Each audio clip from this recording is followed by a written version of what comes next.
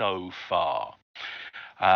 You had your jaunt through the living land, which ended with the conflict in Chichen Itza against the Adinos priestess Malacrix, who wanted to imprison the goddess Lanala and give her as a gift to her lord and master Barak Kar. And you were having none of that, so you stopped it.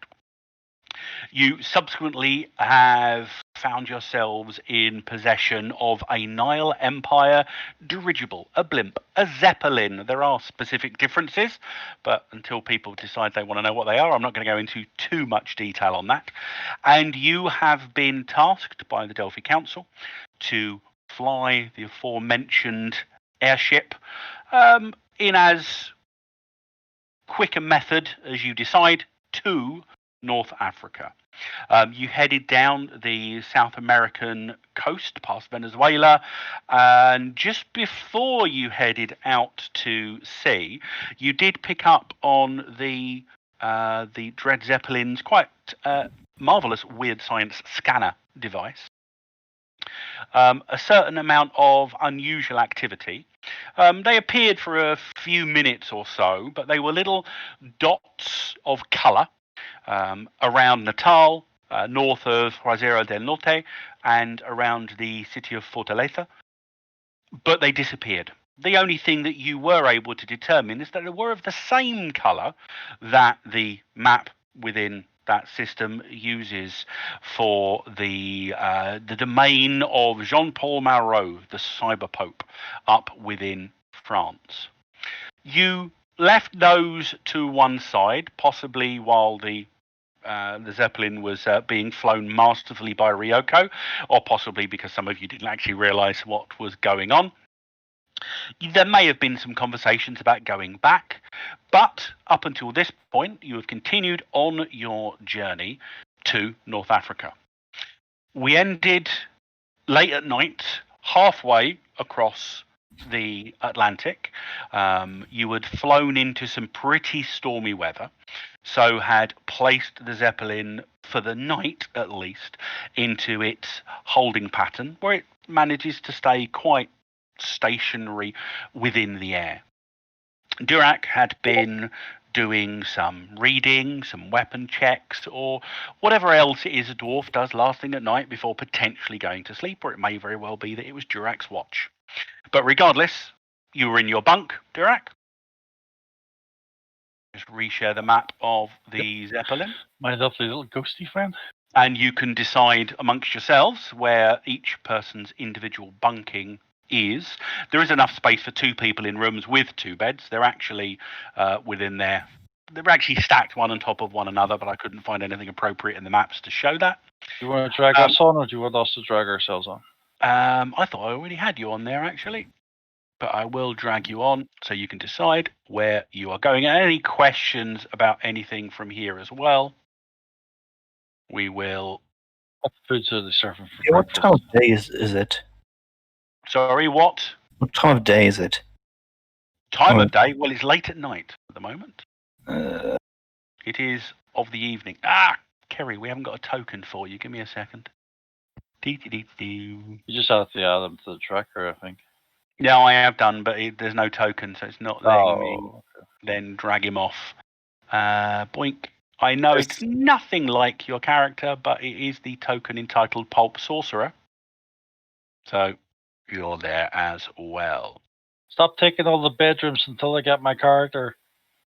Have I not dragged you on as well? I thought I had. Nope. pretty sure there are enough.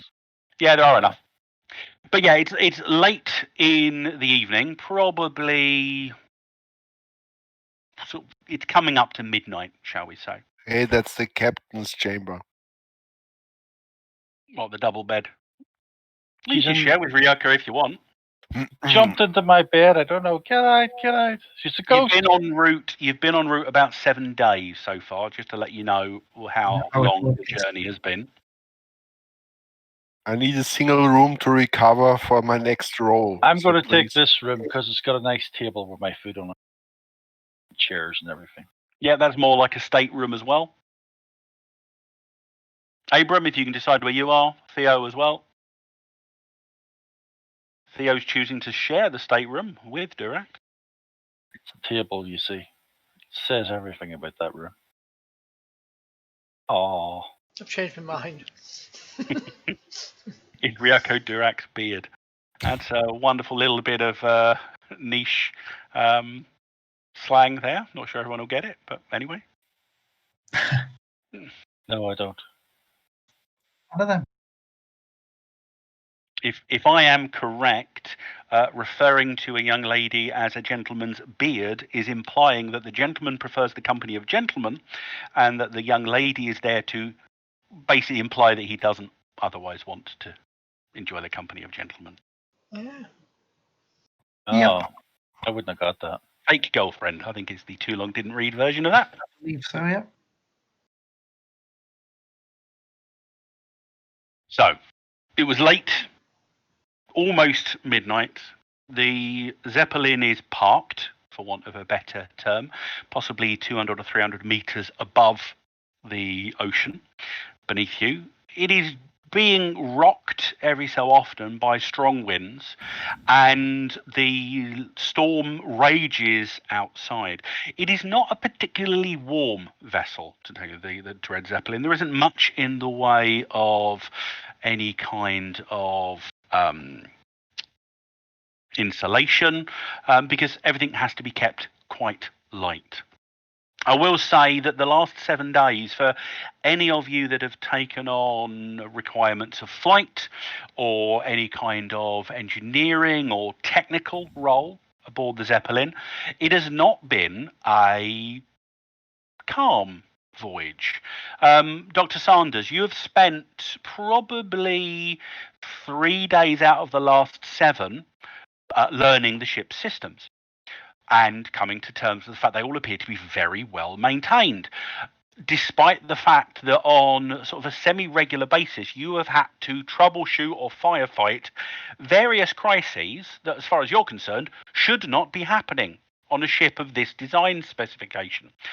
Things break, or malfunction, or run out at an alarmingly higher frequency than you would otherwise expect.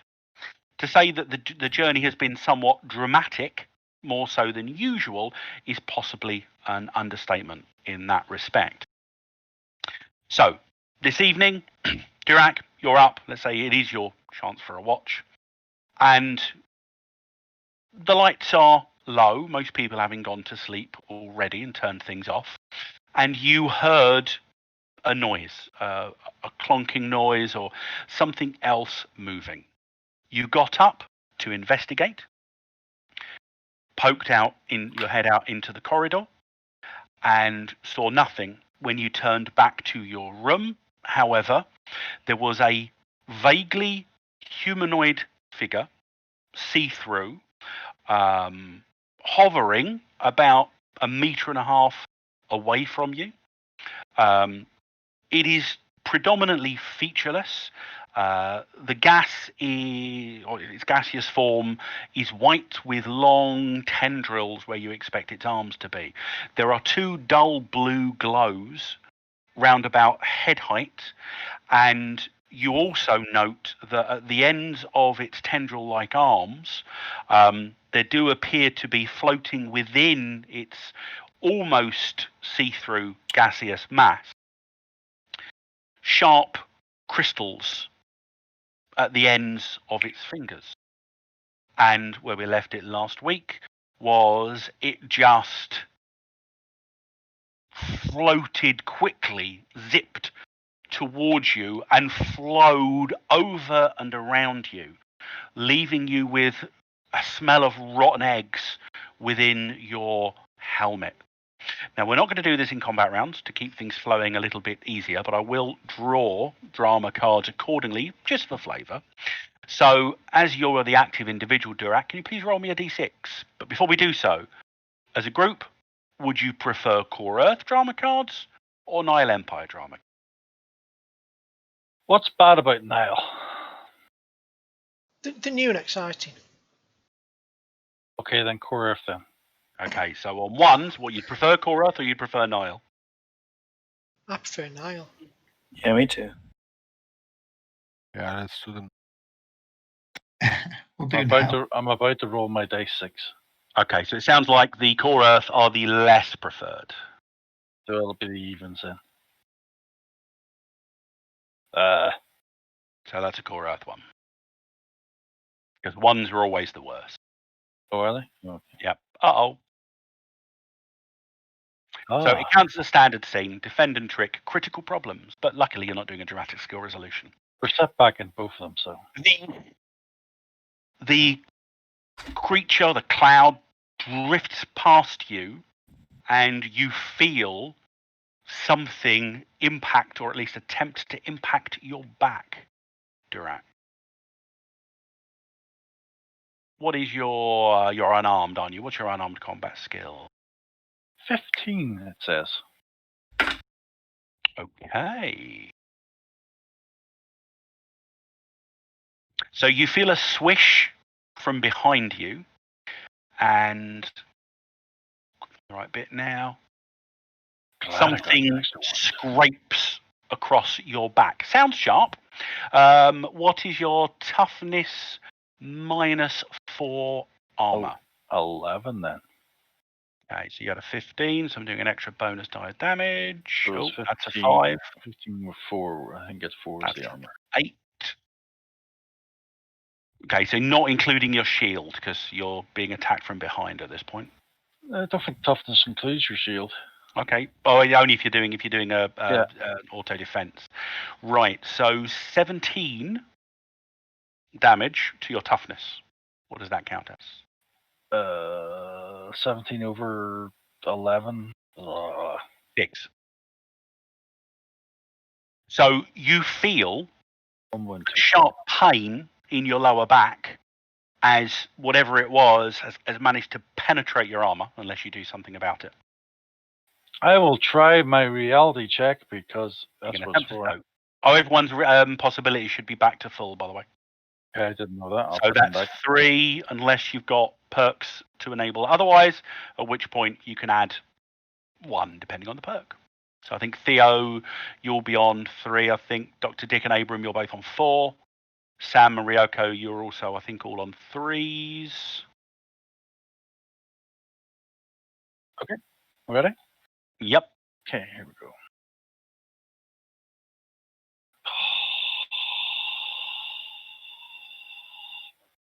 Oh, reality. Okay, well, we're going to, just before you do that, we are introducing a slightly new house rule on soaking. If you fail a soak, you still will get rid of half the shock you would have otherwise have taken. Okay? So Yeah, at the moment, you're on 1 wound, 1 shock, rather than 1 wound, 2. Yeah, it's actually the wound I'm more worried about than the shock. Because my shock, I'm still wounded from the previous combats. Yeah, you wouldn't be. That would have come back. You've had 7 days of rest.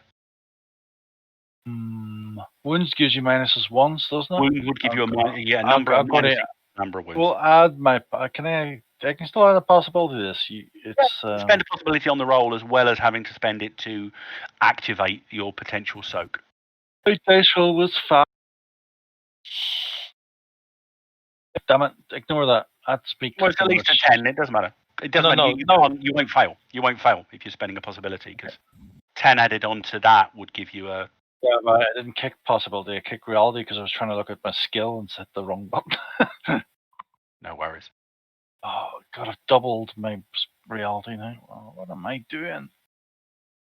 Well, anyway, you sense that whatever the attack is about to penetrate your armor, and sort through your own possible realities, and you feel it does scrape through the armor, but it doesn't get enough, so you take no wounds from the shock, and you spin around to see I'm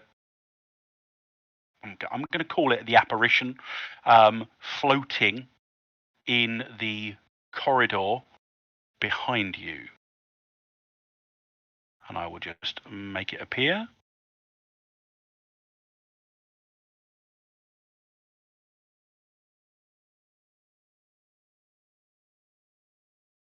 I wonder if I can go fuse that direction.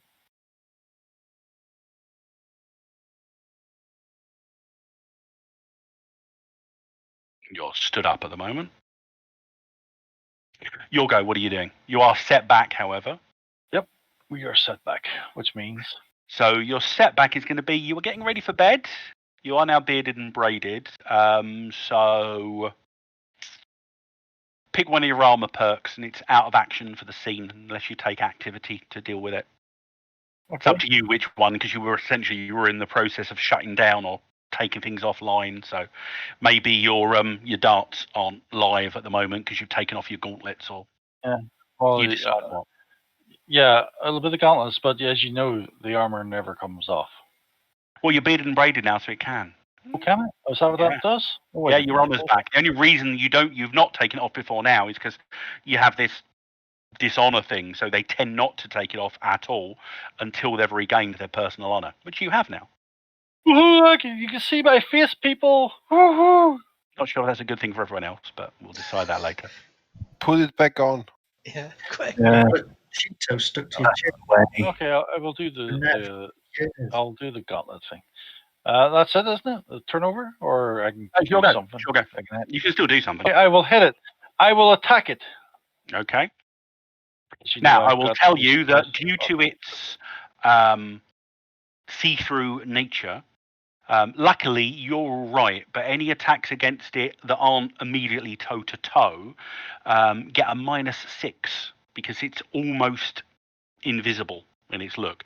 Up this close, you can see the vague gaseous outline and you can see now what looks like sharp shards of ice, maybe, at the ends of its extremities.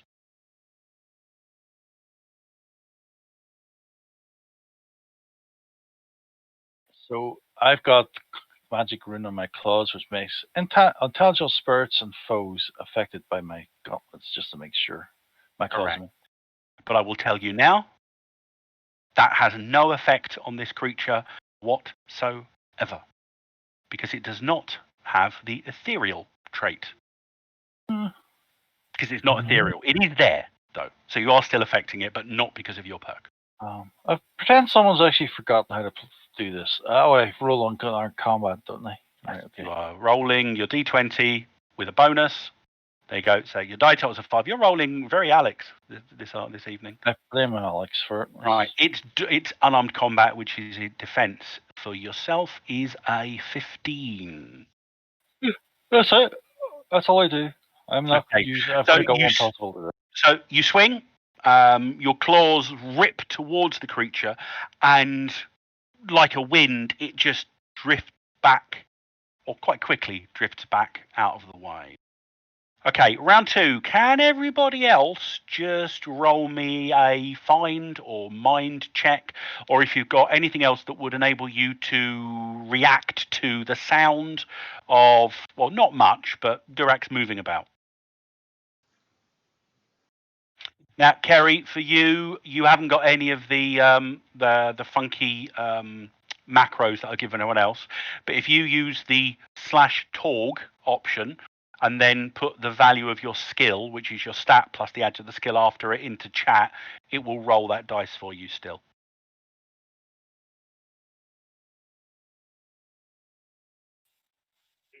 Dare I ask, is this a supernatural evil? It is. Oh, Do I get to do that now? When or- you encounter it. Right, okay, that's fine. Not really Could combat. that be You can play cards from your hand at the moment. It's not a problem. I don't think your dice will work there, guys. Yeah, you haven't rolled yet. I just, yeah. Was it Oh, do you want to fine? know, can your occult check, can your scholar Yeah. check trigger it? Does that Yeah, do why anything? not? Let's say potentially the presence of this thing as there's that sort of niggling sixth sense, danger sense that you've got as a monster hunter that triggers at the back of your mind. Do I wake up automatically, or do you want me to do a roll or something? Yeah, you have Or to just you'll have to succeed your scholar roll because you won't necessarily wake up automatically. Oh, It was only a 10, well, so 10. yeah, you are awoken to this. In fact, everybody apart from Ryoko wakes up. Now, I must admit, I didn't actually do this. I should have pointed out, Kerry. Okay, the rest of you, how thoroughly have you searched the Zeppelin? Well, Dr. Dick would probably mostly have spent time trying to figure out the technological bits of it. Mm-hmm. So he probably just searched it in that way, but ignored. Okay. Has anyone gone to effort to open anything that was potentially locked that you could get your hands on? If it's Food in the cupboards. kitchen, Yep. I've opened it. Kitchen. I'm a kitchen too. Yeah. Right. In that case, I'll take the answer as a no. Kerry, you're not actually there. You're actually there. Locked inside one of the cupboards. You are currently, Kerry, Sam awakens. You awaken your eyes to darkness. Okay. You have no idea where you are. And at the moment, the spirit within you is giving you some pretty crazy feedback as it is remembering being locked in a sarcophagus for millennia. And that's the feeling you're getting at the moment. So, Ryoko, even though you weren't awoken by the stuff going on outside, you are awoken by the fact that at the bottom of your bed, something is banging from the inside of the chest that is at the bottom of your bed. It's quite a long, sort of one of those hope chest style affairs. It's actually it's as long as the bed is wide. So now you look at it, yes, you could very easily get a person lying lengthways within that area.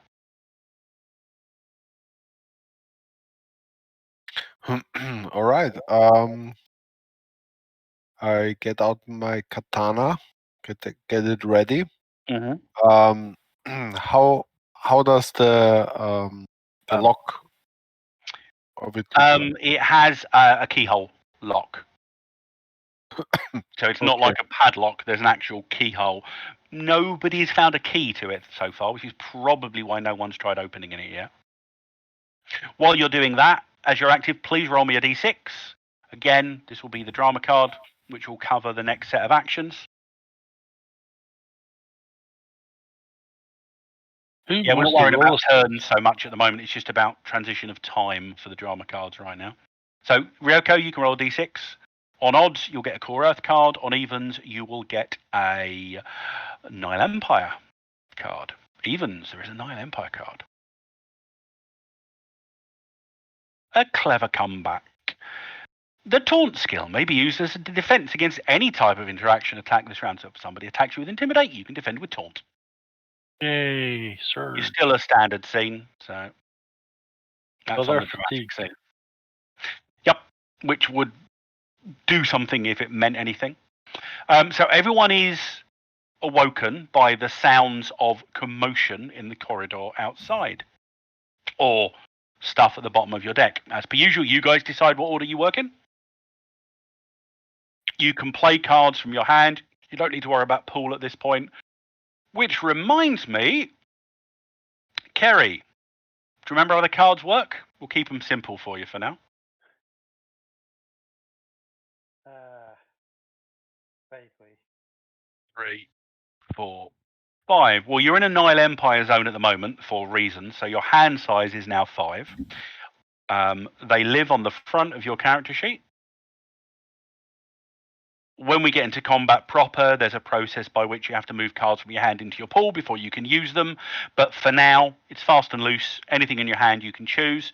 I've put them in there. You should be able to click on the little icon to the right to actually read them. And can you roll me a d6 quickly? This will determine what kind of Cosm card you get. Would you prefer, where you're native, so would you prefer Nile Empire or Core Earth for these cards? I think. I didn't hear you went I didn't hear the end of it.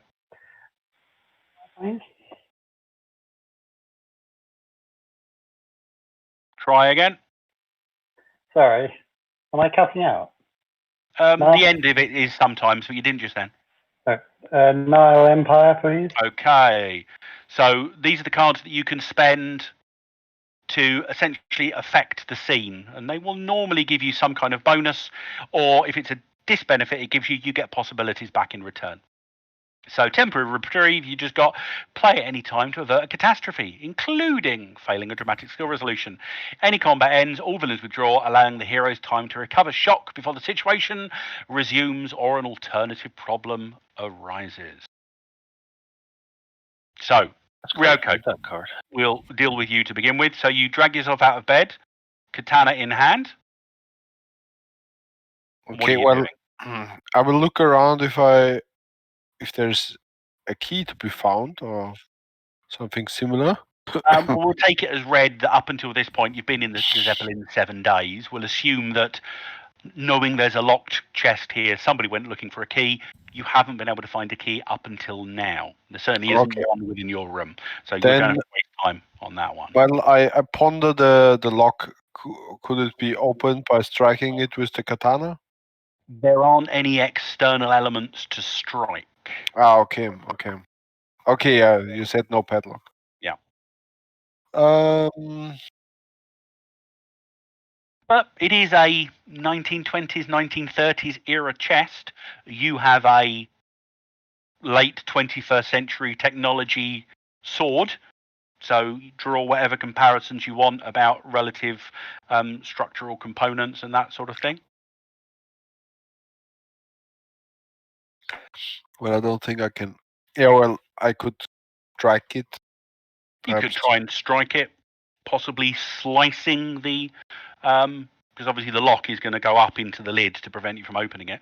You could Yeah. potentially strike through with a chance of actually cutting through the locking mechanism. All right, I will try this. Okay, just roll a melee skill. Just don't botch. Oh, Yeah, you're on target. That's going to give you a bonus die of damage. The chest has got toughness 15. and that's a 14. Can I use the key strike here? Yeah, of course you can. There's no reason you can't use a key strike. So take the shock. Right. And So I ready myself for whatever that is. you take aim, and it's the classic sort of you go from the katana being in your in its scabbard. You quickly do the draw and strike, reverse, and have it ready to attack. And you slice through the section of the lid where you feel the locking mechanism would be, feeling hardly any resistance to the razor sharp edge of your Ion Gosoku katana. Kerry, you see off to your right. Suddenly there's a bright flash of blue illuminates the inside of the casket you find yourself in, and you push upwards and the lid flies back, and you've not seen him in the better part of a month and a half, Ryoko. As far as you were aware, Sam had simply been assigned to a different set of missions by the Delphi Council, but you recognise you're wearing your I'm assuming you're wearing your fedora and your detective outfit, correct, Kerry? Yeah. Yeah, you represent the suit and behatted form of your erstwhile companion Sam from when you were back in France. Man, what are you doing there? You kept very silent for the last 7 days. I don't know. I scrambled out of the crate. Yeah, the last thing you remember is you actually thinking about it. You can't remember anything since the conflict at Notre Dame. You've got vague recollections of returning to the safe house, but then it all goes a bit fuzzy and blurry. I don't remember anything. I don't know how I got here. Where are we? Well, you are in good hands. I'm the captain of this ship. There were no complaints so far, but yeah. Welcome aboard. Can I see your ticket? Yeah, funny.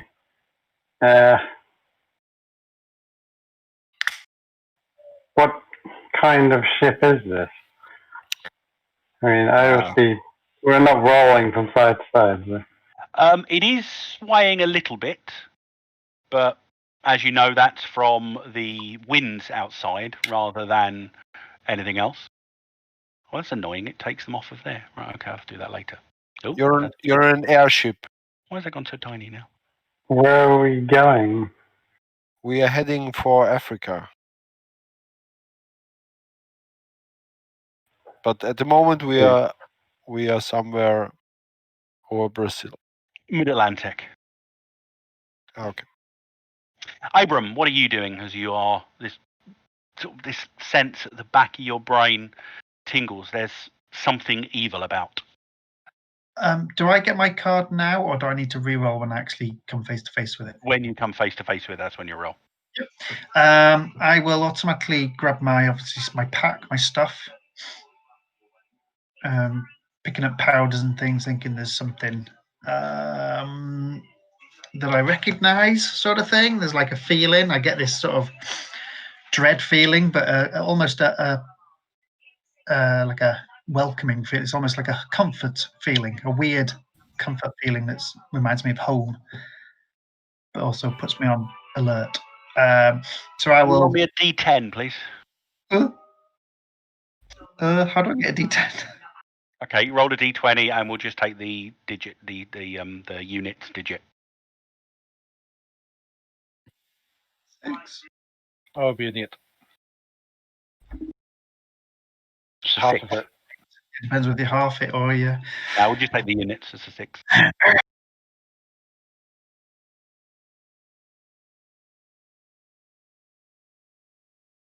Just as you're prepping, there's a feeling of familiarity washes over you, which is part of that, as you said, the feeling of knowing what's going on and familiarity.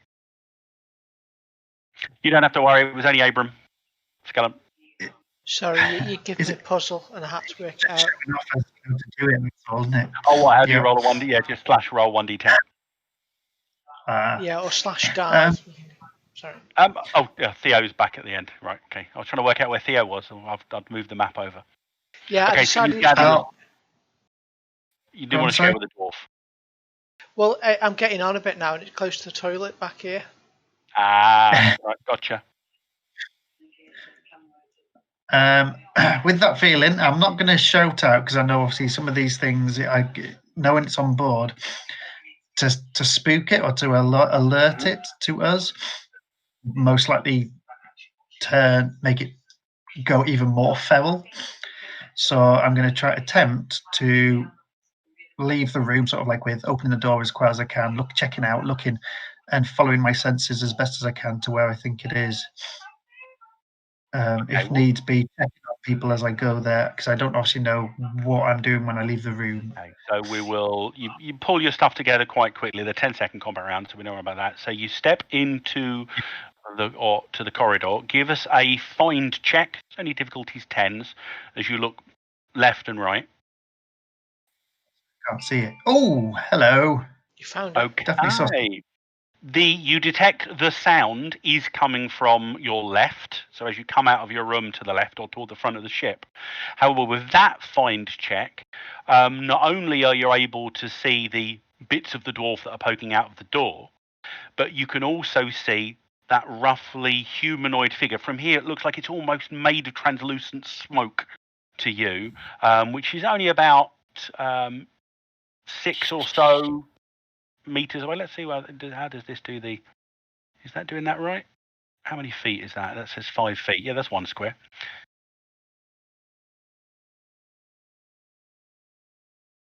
So you can see that in front of Durac. Do I recognise it? What it is at all? Now Or? you can give us the scholar check. So this is your occult. Your long lost sister. Oh, for God's sake! Now I'll leave it as a fail. I don't recognise it. You do not. Oh, I still get to. But you still get no, to. that doesn't actually. No, because we're not on the such in this. What's the bit that still kicks off though? There's something that still kicks off. You get the card in your pool. Yeah, so we're not worried about that right now. But you see it. Okay, Dr. Dick or Theo? We're going to have you guys going and then Durak.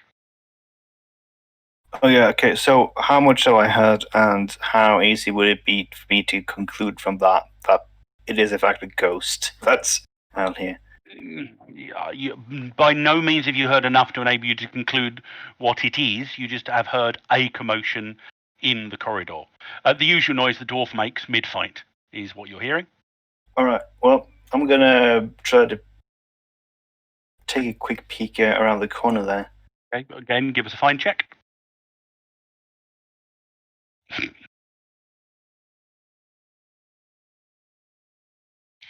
And that was a good success. So yeah, you see Abram standing a couple of meters down the corridor to your right.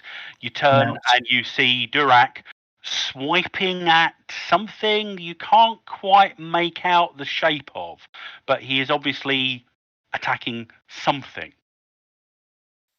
See his head poke out. It looks like it's some kind of gas. Like Yeah, like a gas-like presence. yes, but you haven't got enough to see the details of like claws or the eyes. He's striking at a translucent cloud. Yeah, no. The thing I'm thinking is I'll throw something at it to make it more visible. Okay, so you're gonna try. What are you doing? Well, Remembering that weird science should really take 10 minutes to have an attempt, but yeah. So like, what could you use in that case? Do they notice smell? not at this distance. I could just take some random powder. You have just had a shower, Durant. I wasn't talking about me. I was talking I about know him. you weren't. I know you weren't. Or maybe I could take, I don't know, oh yeah, that's an idea. Maybe if there's a fire extinguisher somewhere that uses powder. Let's assume it uses powder. Can we assume it uses powder? You might do. What's powder? Powder is for electrical fires, and yeah, there might be one. It's not going to be very high tech. You're in 1930s. Yeah, so it's going to be one of the ones where you'd need to pump it continuously.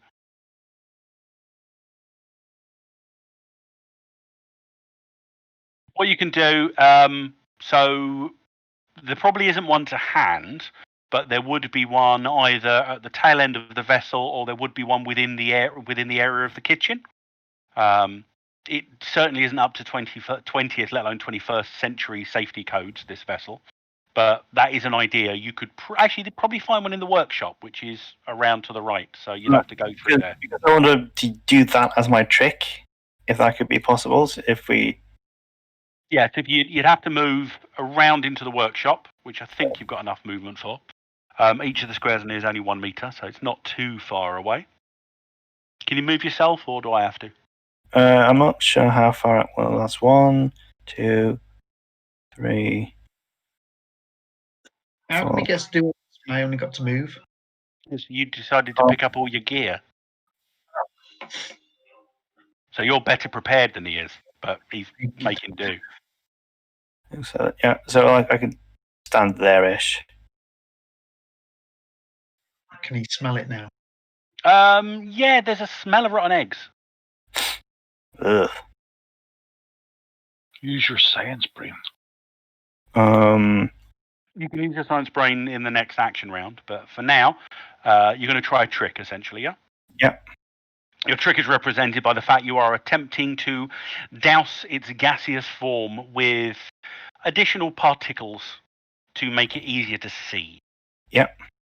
What I'm going to say on this is it's going to have the normal effect of a trick, so you decide if it's vulnerable or stymied, but if you get an outstanding success, then for a specific amount of time, you'll be negating its, in quotes, invisibility option, making it easier to target at range.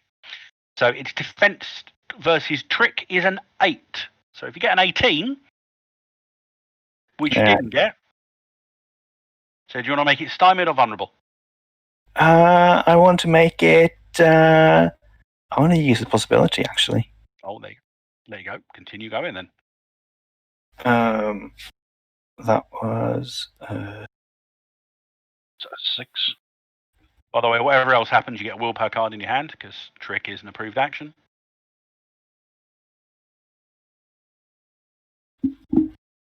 23.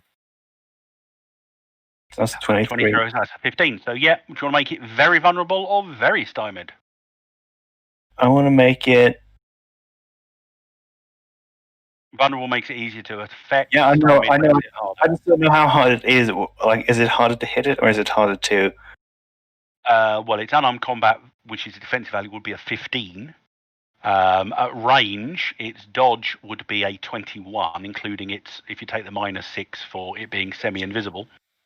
I'm going to So make it vulnerable. That you makes could more. reduce it from a 21 down to an 11 to attack it at range. And you get a Warpower card. Father Theo. Okay, so hearing the sound of Durak's delicate feet, I will step out into the corridor, see what's going on. Okay, yours is not going to be as difficult. You can see far down the corridor, you can see Abram standing, getting his, I'm assuming getting your gun ready. And at the far end of the corridor, you can see Durak appears to be in hand-to-hand combat with a cloud of white dust. Crikey. Yeah, is there anything way I can, I mean, the token's got a horrible face on it. Is there any way I can sort of identify it, or from any Don't of have my the readings? scholar or the occultist skill. Give us a faith check in case. Yep.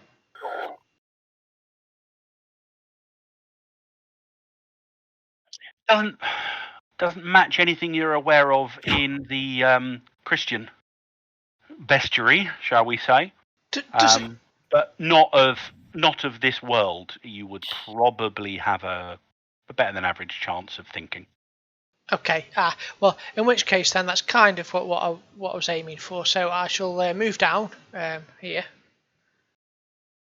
I think move 8. Move a number of meters equal to your dex. You've already moved a couple, so let's say dex -2. If you move further than that, then you're combining it with a second action, which will give you -2. Oh, I can get just behind Okay. Abram, I think. And how far As away? you pass, I know Ryoka's door's probably not open at the moment. By the way, the doors are mainly they're slide doors. They don't open into the corridor or back. They slide back into the wall.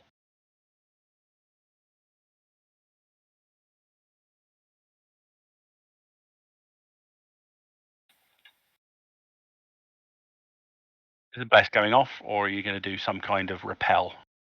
I was actually wondering about. I'm going to do bless. Actually, I think I'll do a bless immediately. Yeah, it'll do. So I'll say yeah, protect them. Oh Lord, shield them. What's that? Stat. Strength, dex, mind, charisma, spirit. I'll go for dex because I get Ryoko and she likes dex. Okay, so let's see what goes on. That's enough for a good success, which I think means +1 dex for a minute. Correct. So the next 6 rounds. Okay, so Ryoko, Abram, and Sam, if you like to remember, you have a +1 dex, and that'll be me done. Durak. Thank you. Can't have it. Punching! Okay. I mean, you saw what happened, and it's just as you're about to attack it again, it's now sort of a much clearer cloud of white dust. Oh, still means it doesn't make any difference to me. I still missed. Yep, you did still miss.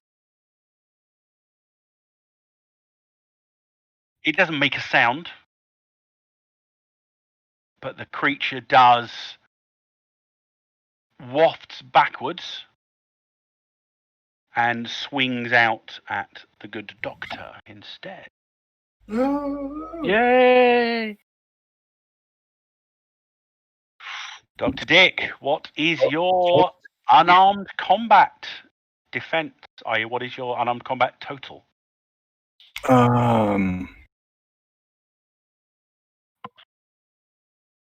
Wait, unarmed is because it doesn't say that.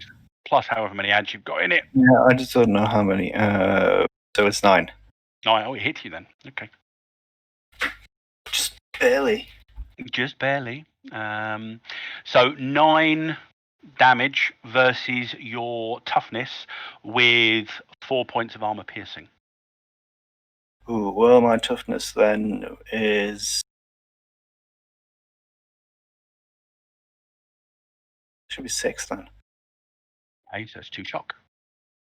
As you watch, it's not like it's got arms. It's just there are 2 areas roughly within its body where a number of razor sharp crystalline structures are moving, and it strikes you across the chest with one, and up close again you get this overwhelming stench of rotten eggs as the thing strikes at you, and your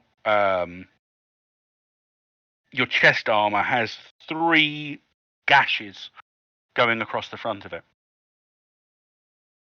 Somebody roll me a d6 quickly. That means it's Cora. Going gets tough. Villains go first, heroes go second. So the creature spins around on the spot, almost becoming a little mini whirlwind. Its speed begins to shake off some of the dust particles that are within it, meaning it's no longer vulnerable. And it does an unarmed combat attack on Dr. Dick and Durak. So it's going to get a -2 for doing a multi-attack. Do you remember back when I got the wound and the shock? I did save that, didn't I? Yes, you did. Okay, good. Okay, but both of you sort of like step back slightly. You watch as the shards within it scrape across the walls and what have you. And Dr. Dick, you note that there's almost frost particles around where these claws have struck. And it's your goes. You decide who's going first? Can I go first, please? Yeah, just get this thing. Yeah, so I'm kind of hoping I'm going to be able to see if this works. So I'll step forward and brandish my cross at it. 7. You're definitely getting, at this range, you're getting a supernatural evil vibe from it.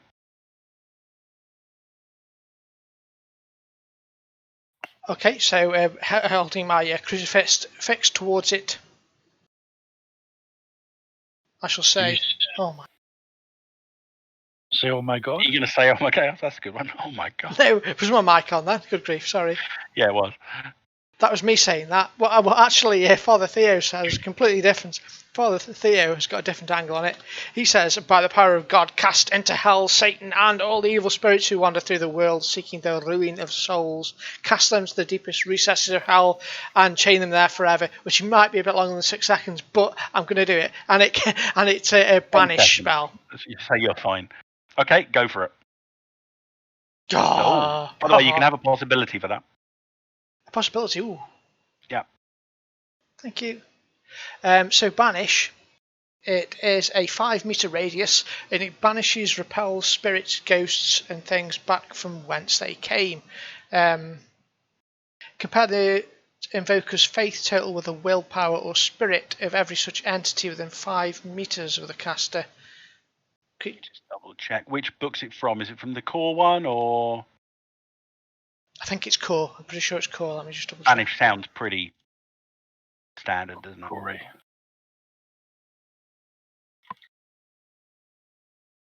Just double checking. Miracles. Yeah. So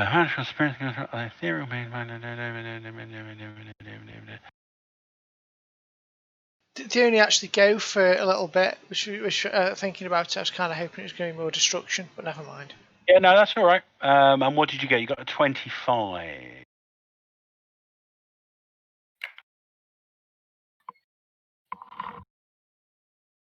Right. It's versus its willpower, yeah? Willpower or spirit, I guess, whichever is It higher. doesn't have spirit. So Ah. you bring your cross up. You invoke the power of your lord. It is effective, but perhaps not in exactly the way you thought it would It winds be. it up. No, as you bring your faith to bear, yes, it does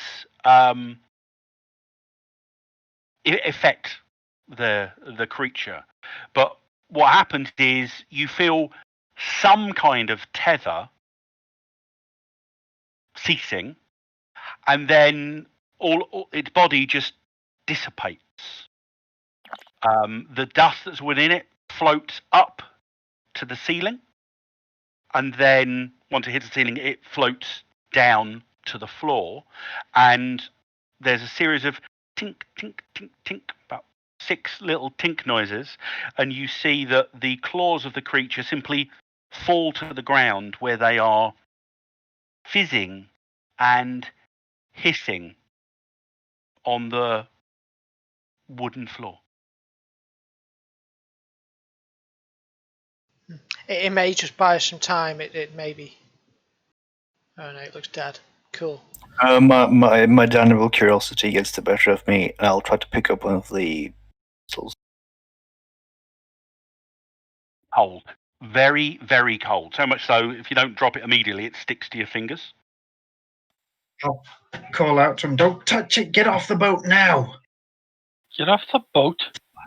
Get them off the boat. Oh, And I'll come with like a rag or something and Make try a and pick them up. science check, Dr. Dick. Now. I didn't hear the lamb. That's weird. Science. It's only a 10, luckily, with that roll. The smell, the coldness of that, hydrogen. This is And hydrogen. that's Wait. what is in your fingers or at your feet, which is swiftly dissolving as it boils away in the atmosphere, is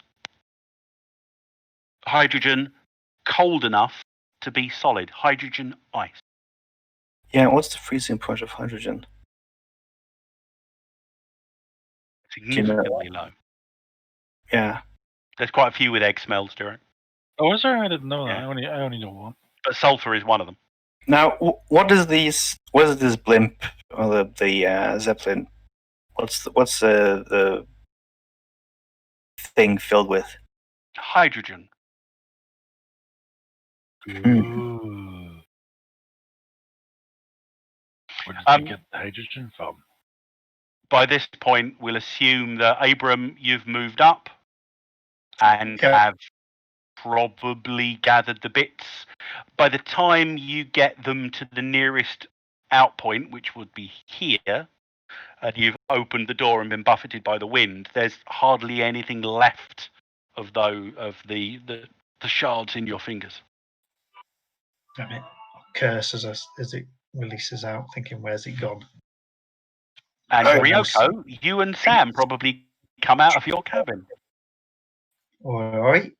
I think there's a chance this is made up of the gas and the somehow like it, I don't know, creates itself out of it because it's, I don't know.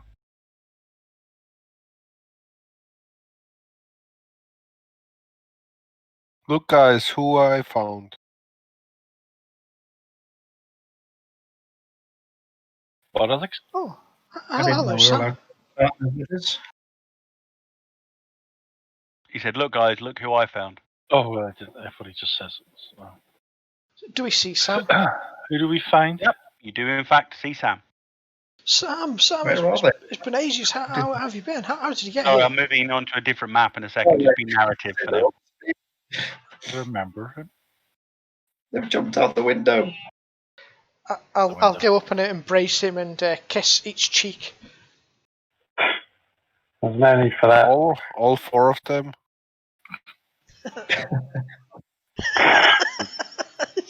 I was asleep in the crate. Those damn priests.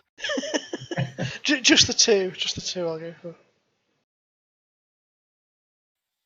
I could feel the Isn't it a bit, I don't know, conspicuous that he just turns up in this here? How did you get here, Sam? I was in that crate. Don't ask me how. Well, there's a lot of strange reality bending things happening. But it's just strange that they must have captured you maybe and drugged you. Is there any sign he's been drugged, Dr. Dick? You can do a medicine check or first aid if you've got anything like that. What do you mean they? Wow.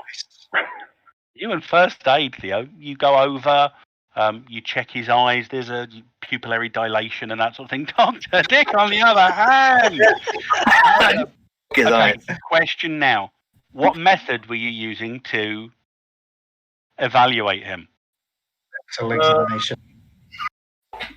You got the Cavity search? I don't know. Were you doing anything that would be based in late 20th or early 21st century medicine, or would you be using the sort of medical techniques that are ageless, as they were put together by the Greeks back in the 6th century? In other words, no, you're all right. You're in Core Earth. You don't disconnect. I'll just double check. You're in Core Earth mixed zone at the moment. So. But while Dr. Dick's fiddling with some nonsense in his first aid kit, Theo, you go in, you check Sam's eyes. There appears to be a slightly delayed pupillary response as you shine a light in, shine a light out, shine a light in, shine. Yes, showing some indication of having recently shaken off some kind of drug or another. But as you're trying to determine what it is, all the lights go out. Oh, bugger. For God's sake. What's very posh. Within a couple of seconds, a series of dull green emergency lights click on throughout the gondola, but otherwise all of the core lights are off. Sorry, Jim. What do I need for a glory? Could I maybe glory sent to glory at the first aid, or is it a bit much? You need a 60. Just don't ask Sam what you need for glory. So I'm only 18 off. Mission first. So if I spent a possibility on it. So I don't know Sam, do I? If I'm still over there. Sorry, no, you don't. Maybe that's going to freak me out. It's been a couple of minutes.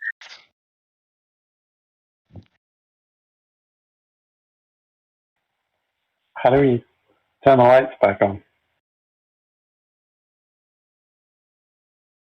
Oh, Is it dark outside? Before we do that, can I possibility me first aid to try Yeah, and if you want to, glory you it? can give it a try. I may as well have a stab, because I think I need You got- an 18. You got a glory card. I haven't. Has anyone actually got a Have glory you- card? Yeah, Wow, we we've got a waste the glory. We've got a glory card. You're outside of combat, so you can switch them between your hands. I don't have any left. I don't have a glory card. No, No. inspire, mistaken identity. Yeah, because we all had to lose a card last session, so I got rid of mine. No. No. No, no one's got a glory card. There's Oh, nothing damn it. Okay, Keep moving your on. possibility. Moving on. The zone we're in is this a zone that does glory, or is it the zone You that are in doesn't a do glory? core Earth. You're okay. You're in the Mid-Atlantic, which would be core Earth, because of the presence of the Sebek idol on the ship. You are actually in a mixed Nile Empire core Earth zone. But I mean, you can do glory results anywhere. It's just if you do a glory result within a stellar triangle, then the story of what you did ends up infusing the hope of the locals, making it Nope. possible for you to uproot Stellite. But what I'm saying, John, is the core Earth has got a thing called Glory. Play for the critical moment to swap in a Depends glory if you want card to play from for the the critical deck. moment or not. Yeah, that's the only way you're ever going to get the Glory card is to do the critical moment. That means use up all your cards. Oh, so that's something I could do, is it? It's a core Earth World Law. And what it lets you do is it basically lets you switch one of the cards you've got for a glory card when you play for the critical moment, which you can only do once per scene. So bear that in mind. Okay. I'll have a go at that then. And what it also means is, as Durek rightly pointed out, that as well as getting to swap one of your cards for a glory card, playing for the critical moment means you take all the cards from your hand, place them all into your pool, try to use as many of them as you can on that current action, and then at the end of the action, discard everything, whether you have used it or not. Right, okay. So, okay, I might as well go for it then, I guess. Yeah, it's a world law. Core Earth lets you do things like this. What's your hand card then? What's on your hand? So, if I get rid of mistaken identity for the glory card, is that what I need to do? Sure, yeah, so we'll do it properly and I'll actually give you the glory card so that nobody else gets it later. Okay, and I'll delete Assuming there's one in the deck, that's... Yeah, glory card 36 is the one that you use, so just delete in space mistaken identity. Okay. Everything, so Inspire and everything else, essentially, I mean, you're outside of combat, so it doesn't really matter, but Inspire and whatever goes into willpower. Okay. Into your pool.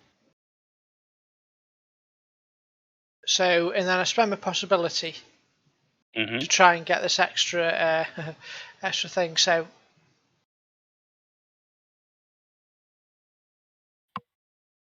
my last dice total was 42. Spend your Inspire card as well. Willpower's going to add 3, so you're going to use that. So whatever your actual total is going to be, it's going to be up by another 3. So it's at 24 at the moment. So if you're doing this on the possibility, then you are going to put your skill in the first box and your die total, which is a 42, in the second box. So my skill is 15. First aid, so 15, if that sounds about right. Oh no, sorry, I'm wrong. It's 9 actually. Yeah, because it's mind plus first aid. Yeah, and then the second box is a 42 because that's my last die roll. Yeah, and then I should just roll that. Yeah. Okay. Come on. Oh. Glory. 60. So you spin the glory card. Well done. Well done indeed. Whoever you were first in, you did a really good job of it. Twice. Even found the crack in his ribs from I don't know when.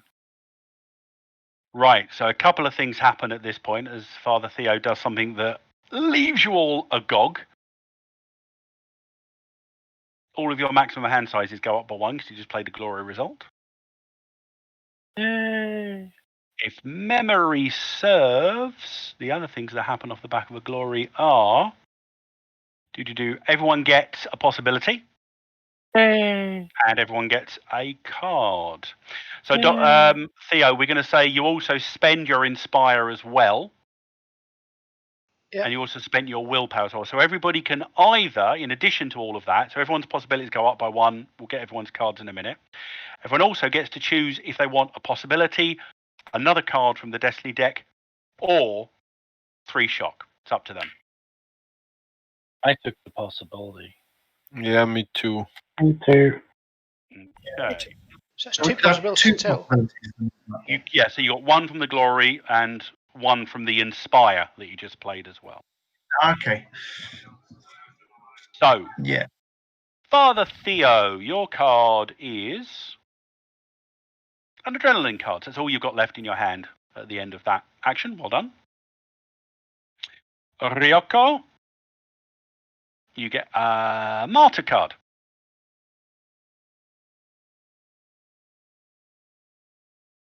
Sam, you get a hero card. Dr. Sanders, you get an opponent fails card. Ooh, that's one of the best. Abram, you get an action card. Durak, you get the romance card. right. I'll discard it for a possibility and draw a new card. Okay. I'm up to 4 possibilities. Setback. There's actually a card called Setback. Yep, Oh, play to trigger a setback for the opponents, as though it had appeared on the drama card conflict I don't line. think I've ever seen this card before. The gondola is still stationary, despite the lights being off. Abram, in the pitch darkness outside, every so often lightning crackles across the sky, illuminating roughly where you are, but it is dark outside. And I I'll close the asked door. who to turn off the lights. I think I said who touched it. You did. You said, who touched something? You know who I think would be the person that did this? The doctor. It's the sort of thing he would do. He's standing within line of sight of you, fiddling with some medical-looking devices that are connected to nothing else. Suspicious, you said. Abram, give me a find check.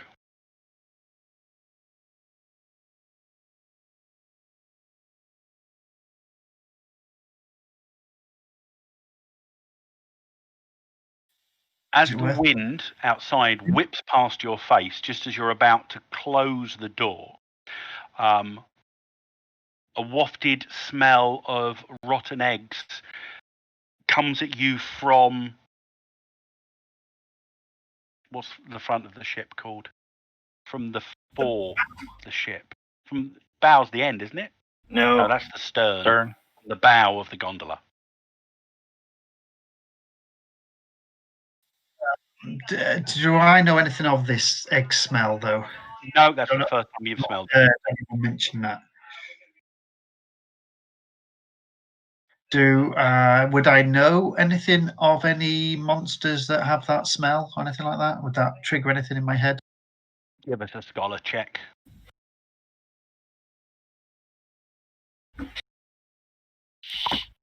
All this light thing's above my level, isn't it? I wouldn't even understand how it would work. Probably not. They did try to explain it to you before, but you're just seeing there's bits just between the wall and the ceiling that weren't glowing before are now glowing dully green. So there's a sort of a green pallor over everything. But the lights aren't strong enough to give you a high level of illumination. You're just picking out the sort of the highlights and edges of people's faces and forms. That sort of smell, it's associated with rot because it is rotten eggs. But apart from that, you don't or are unable to really get much from it.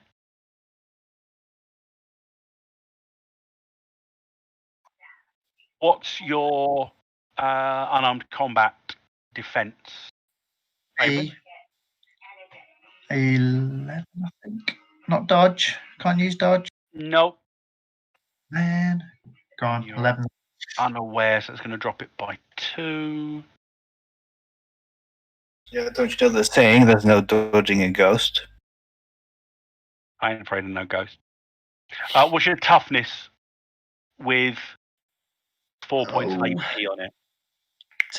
8. Sorry. 8.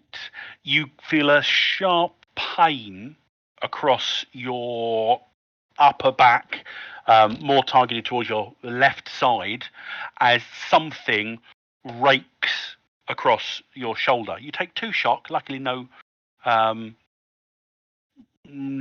blood has been drawn. You spin after a second or so of wincing at the pain, and there's nothing there. Curse and shout. There's more out here.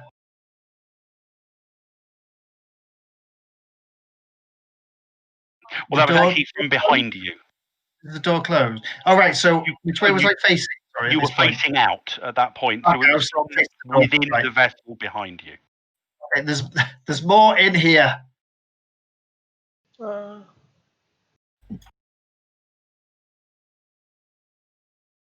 The rest of you hear from Abram. More what? Or is it Good to see where it came from. this light? I saw nothing. Move Can yourself I- on the map just so I know where any of you are at any point. Go ahead, Kerry. Hang on, sorry.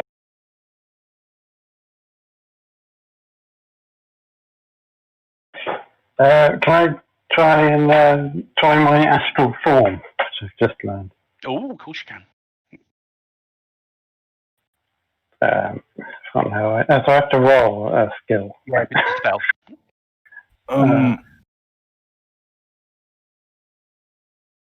Is it a spell or a new perk? It's a spell. Okay, so do you spellcast so- your astral form? Probably apportation, isn't it, for your one? I think it's alterations. I'm not as good at it. So Not that's, as is good, that but- spirit? You're asking me that. It's either spirit or mind. I can't remember Yeah. which one. So 6. 2 of them are spirit and 2 of them are mind. Hang on, we've got the rolls in the system.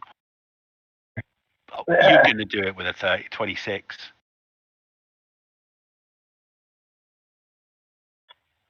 So while you're stood there in the corridor, Ryoko, Sam's body collapses to the floor and a vaguely ghostly figure is visible for a second or two before that too disappears. Alteration is mind, by the way, not spirit, but you still made it with a 26. What's your? I mean, you got flight anyway. So where is your astral form going, Sam? I just wish to explore. Okay. If I would get the feeling we're being attacked by things we can't see. So Yeah, no, definitely. That is exactly what is happening. What I'm going to do, I'm going to give you a ghost. Okay, that's your astral form. Queued up. The ghost, So, I mean. whereabouts are you going first? Just pick a location on the ship or outside the ship. It's entirely up to you. Because I think you can pretty much move with impunity with astral form. You can have a pretty large flight distance anyway. So just pick where you want to be. I want to move towards whoever just yelled that they'd been attacked. Okay, so There's a sound. you're heading through into that corridor. You can see Abram behind you. If I put you about there, you can see Abram behind you. You can see Theo stood within the main lounge area. This is quite a well-appointed vessel. And contrary to what your human eyes would see, you can also spot a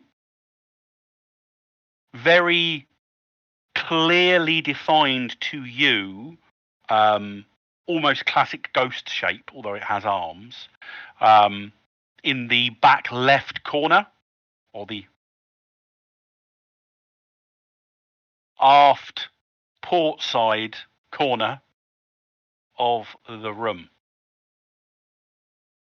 Unfortunately, you're in astral, so you can't tell anyone else. But read up on what else you can do in astral, because you do know, and you can see it without any problem whatsoever. Durak, Dr. Dick, Ryoko, what are you all doing? Right, so I've got 2 cards. I've got both idea and alertness. I'm pretty sure I could use, if I use both of those, that's gonna give us some good ideas, right? Clues. Well, idea would give you something there. I'm not sure there's anything you've missed yet. But either one, just pick one or the other. You don't need to use both. Yeah, I'm doing idea then. Okay. What's your move? 8. Okay. You suddenly have a little bit of an epiphany. And you run down the length of the ship. Bit of a shiver when you get to about there, because you're passing through somebody else's astral form, but you're not entirely sure whose. And you head out. You can see a rough glow from here, and you note that the control system that you've been familiarizing yourself with is still powered. Doesn't give off a huge amount of light. It's not like a cathode ray presentation. Is this a computer ghost? But you can see some bits on there, and you just start Too weird. typing away to double check some stuff. Yeah. I'll Type come toad. back to you on your next go to tell you what you get. Durak, Ryoko, or even Father Theo. I know you've moved into the lounge area, but what else are you doing? All right. Well. Yeah. Go on. Oh, sorry. Go on. Well, I mean, I can't see them at the moment. Is that correct? Correct. You're in the I- dark, aren't you?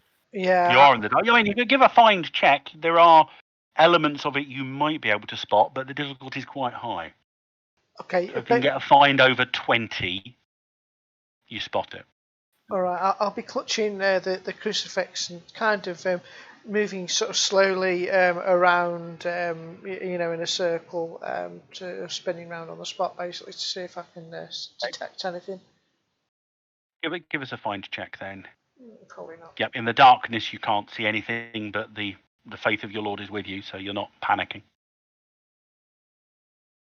Ryoko? Am I familiar with this behavior of Gary? I don't think you've ever done astral form. I'm imagining I just learned to do it following my dream in that. Okay. Coffin. No, you are not aware of this. So basically, yeah. So Sam has collapsed behind you. Okay. So. But you do know that Father Theo just recently said that he's still overcoming some kind of drug, so maybe he's having issues shaking the drugs out of his system. All right. Well, I will guard his body. Okay. Stand above it and. Give us a find check. You're not within line of sight with the thing, but just in case it comes within line of sight, how alert are you? All right. Fine. Okay, you're that alert. Gotcha. Durak, apart from looking, are you doing anything else?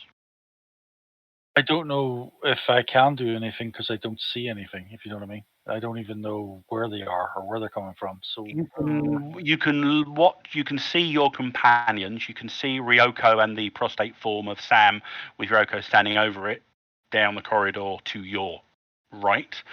You can see Father Theo stood alert within the main lounge area, and you are aware that Dr. Sanders just charged past you, briefly paused as he left the lounge area to shake off a shiver, but kept running, and you saw his shadow silhouetted. So obviously he's gone into somewhere where there is some light, but obviously outside the storm is raging. Lightning every so often cracks. okay, I will. Where's the lifeboats in these things? Did someone tell me there was lifeboats? No, there are no lifeboats. There were about half a dozen personal aero scooters, which you saw the previous crew using to leave the Zeppelin. There's a catwalk all the way around the gondola. You know that there are at least 3 places where the catwalk goes out to the left and out to the right and out ahead, where there are 3 different guns. I've come up with a plan. I'm going to run towards the doctor because he'll know how to fix the lights. Okay, I must tell him the lights are broken. You head in this direction to accompany Dr. Sanders. Okay. Oh. Yeah, Durak, fix lights. No, I get him to fix lights. I can't fix lights. Somebody roll me a d6. There are among us. Go on, Gary, you run it. Roll it, Gary, you can do it. Roll day 6. Okay. Yay! You get an island pie one. That was the preferred. Actually doing the digging. It all goes bad. You investigated briefly and determined that what they were trying to dig up. Look at that. That's good gas for you. Small friendly fire only occurs on a mishap this round. Open up is literally what Dr. Dick is saying to the computer while he's going through. Again, it's not really a computer, it's like a sophisticated weird science sensor array. It's the hydrogen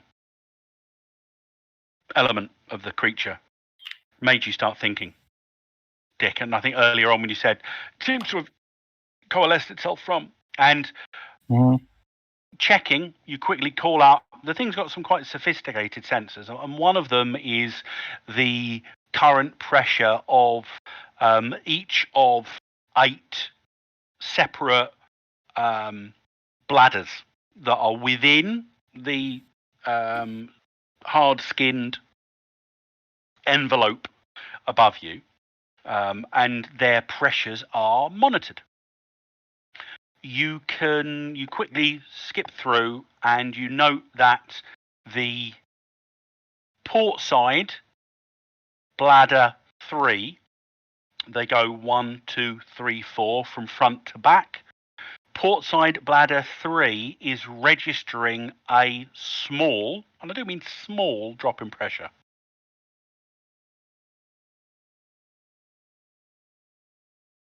Okay. The other 7 are holding steady. Now, what do I do with that knowledge? You also, with a little bit of last-minute inspiration, call up what you'd found before, which is an electrical schematic, or essentially a circuit diagram. And the one thing it does reveal to you is that, okay, yeah, so in the envelope towards the back, about 10 meters back from the end of the gondola, up in the envelope is where the generator is. And you start tracing through, and you note that there is a single power line to the engine, single power line to some other subsystems, single power line to the lights as well.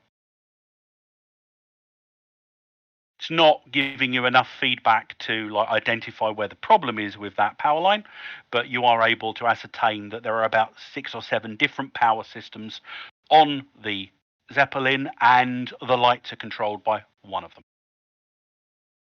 And would these 6 or 7 different things correspond to the bladders anyway? Not the power lines, no. Oh, okay.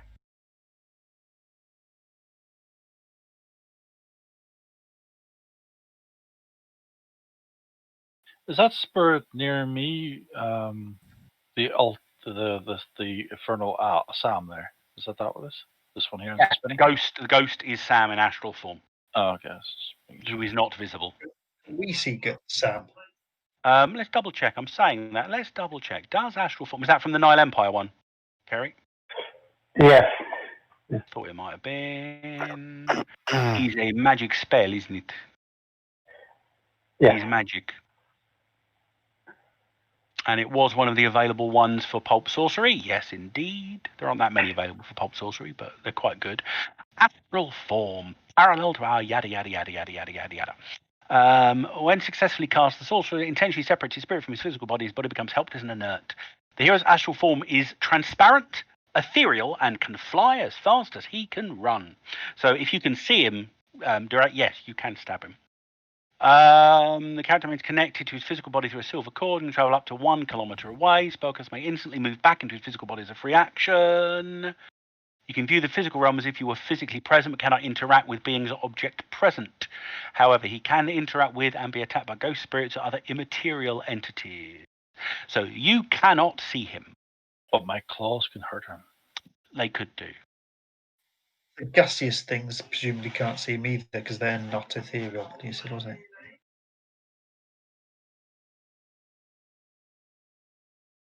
They may be able to, they may not be able to. Oh, okay. They are not ethereal, however, you are correct. Father Theo, are you doing anything beyond what you've already described? Not really. I'll probably be speaking a prayer quietly, but firmly, as I'm sort of looking around trying to detect them. But that's about it, really. Is what I can do, I think. Probably actually giving off a little bit of a glow of light of your own, because you've got your holographic breastplate, which is made of light, so he's giving off light. Cool. So you are giving off a little bit of light. Whoa. Kerry, you see the creature in the back corner of the room surge forwards towards the praying Father Tenalion.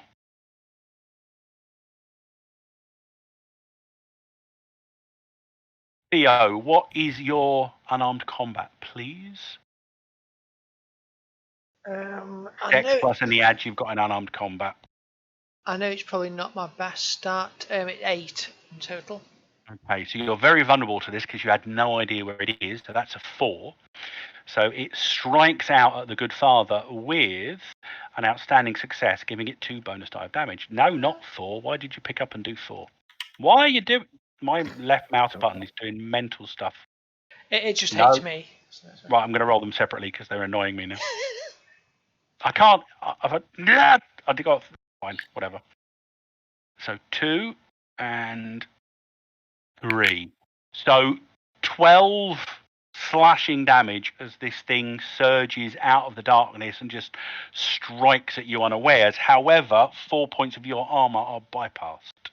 So what is your toughness without 4 points of armor added to it? It is 7. 7, so 2 shock. So it doesn't seem to be doing a huge amount, but it is now, at least for any actions you want to do this round, it is sort of lit up spectrally by the light from the priest's plate mail armor. Excellent. And has my shock recovered at the start of the session? Yeah, so you'd start afresh. So that was 2 shock that you didn't already have. Is that armor penetration that he's doing? It is AP, yes. Yeah, because 2 of that doesn't affect me. I have to remember that one. What is that? Is your armor that funky now? Yeah, because of the mad. It's another rune I've got on me to make myself I ignore 2 AP from a creature that's attacking me. Okay, cool. Then it does work. Cool. How many wounds should I have? 3. 3. Well, 0 because they stack up. Oh, does shock do that, or does shock go down? Shock goes down. You could do it either way because at the end of the day it works both. Okay, no worries. Okay, so yeah. What are you doing in a direct response? Well, my the banishment thing worked so well last time. I'll try that again.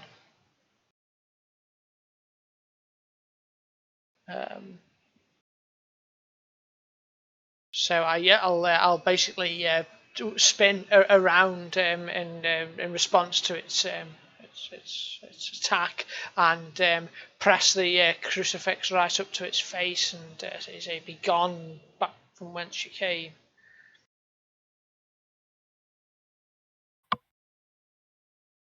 No, not quite so good like this time.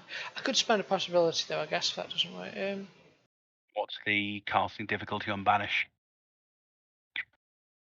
I think I've cast The it. target's willpower or spirit, so you've dealt with it, you've exceeded it. It's well, and I've got to get 12, so I've got 13, so I've actually cast it. Faith 12 is the skill you need to learn the miracle. The actual difficulty number is the target's willpower or spirit. Oh, okay. Which in this case is just an 8. Right. So is that a good? That's a good success then, is it? Success. You thrust your holy symbol into the middle of it, enact your prayer. The power of the Lord is with you, and again, the creature's physical body just seems to explode outwards. But again, you're feeling that sense of something being banished. Kerry, can you make me a find check, please? I don't know what. As you watch the father do that.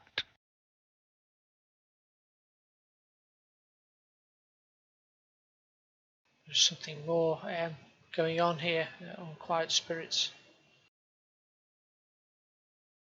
Okay, it's very quick, but within the astral plane, you see a burst of light come from the father's holy symbol as he channels some kind of miraculous power of his deity.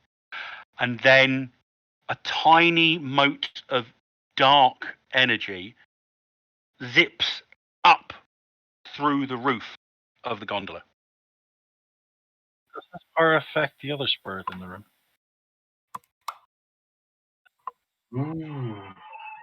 Uh-oh. Okay, so Abram, you heard that because Father Theo isn't like quietly chanting. okay, I'm just wondering the air bladder that was that I noticed something in. about where would that be on the ship? Like, Port side. yeah, but like, would it be above somewhere? It wouldn't be okay. The rough shape. If I just draw on this one, where's me? There's a draw mode, isn't there? Drawing mode. Enter drawing mode. Right. So, if you imagine, oh, that's a really bad color to draw with. How can I change the color on this? It's also nasty thin. Right. Let's do it with pointers instead. Let's clear the drawing layer and do it again. Right. So, if you imagine. Haven't seen anything yet. Oh, hello. Right. If you imagine that's the gondola, okay.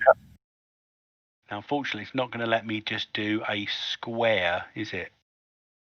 I want to do a. Right. Okay, we'll do this as a circle. If you imagine that the gondola is sort of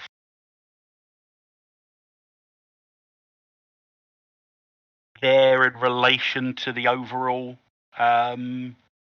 envelope above you, but obviously it's not round, it's oval. So it's like, if that's 25 feet, it's more like 15 or 10 across the middle. Yeah. So you've basically got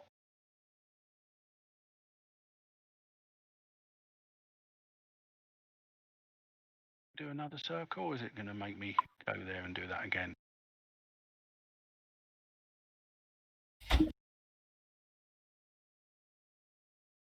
How best to represent it with exactly the wrong shapes?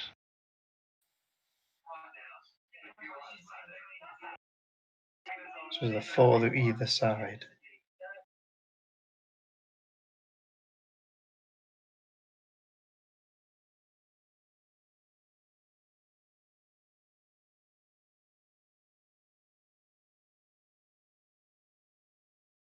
Come on, pointers, circle.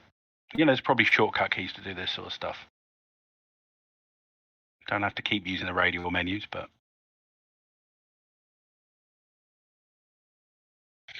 So, I mean, they're actually aligned. So if we move these guys down a bit, down a bit, down a bit. It's like that within the bladder above you. So Theo is currently standing on port side bladder 1. Going back 2, 3, 4, and then starboard side bladders 1, 2, 3, 4. So closest one to Abram is 1, but the only one, none of them are literally above the gondola, because the envelope is quite big. Also not perfect circles. So what you do now, I mean, Ryoko, you're unless anyone else has in the last week gone up there as well, Ryoko, you're the only person that's actually been up inside the envelope, because you did so when you went out to the port side machine gun, which is somewhere between beneath port bladder 2. Dr. Dick, you're detecting the loss of pressure in port bladder 3. Which is somewhere in the envelope, back beyond the rear of the gondola. Right. Okay.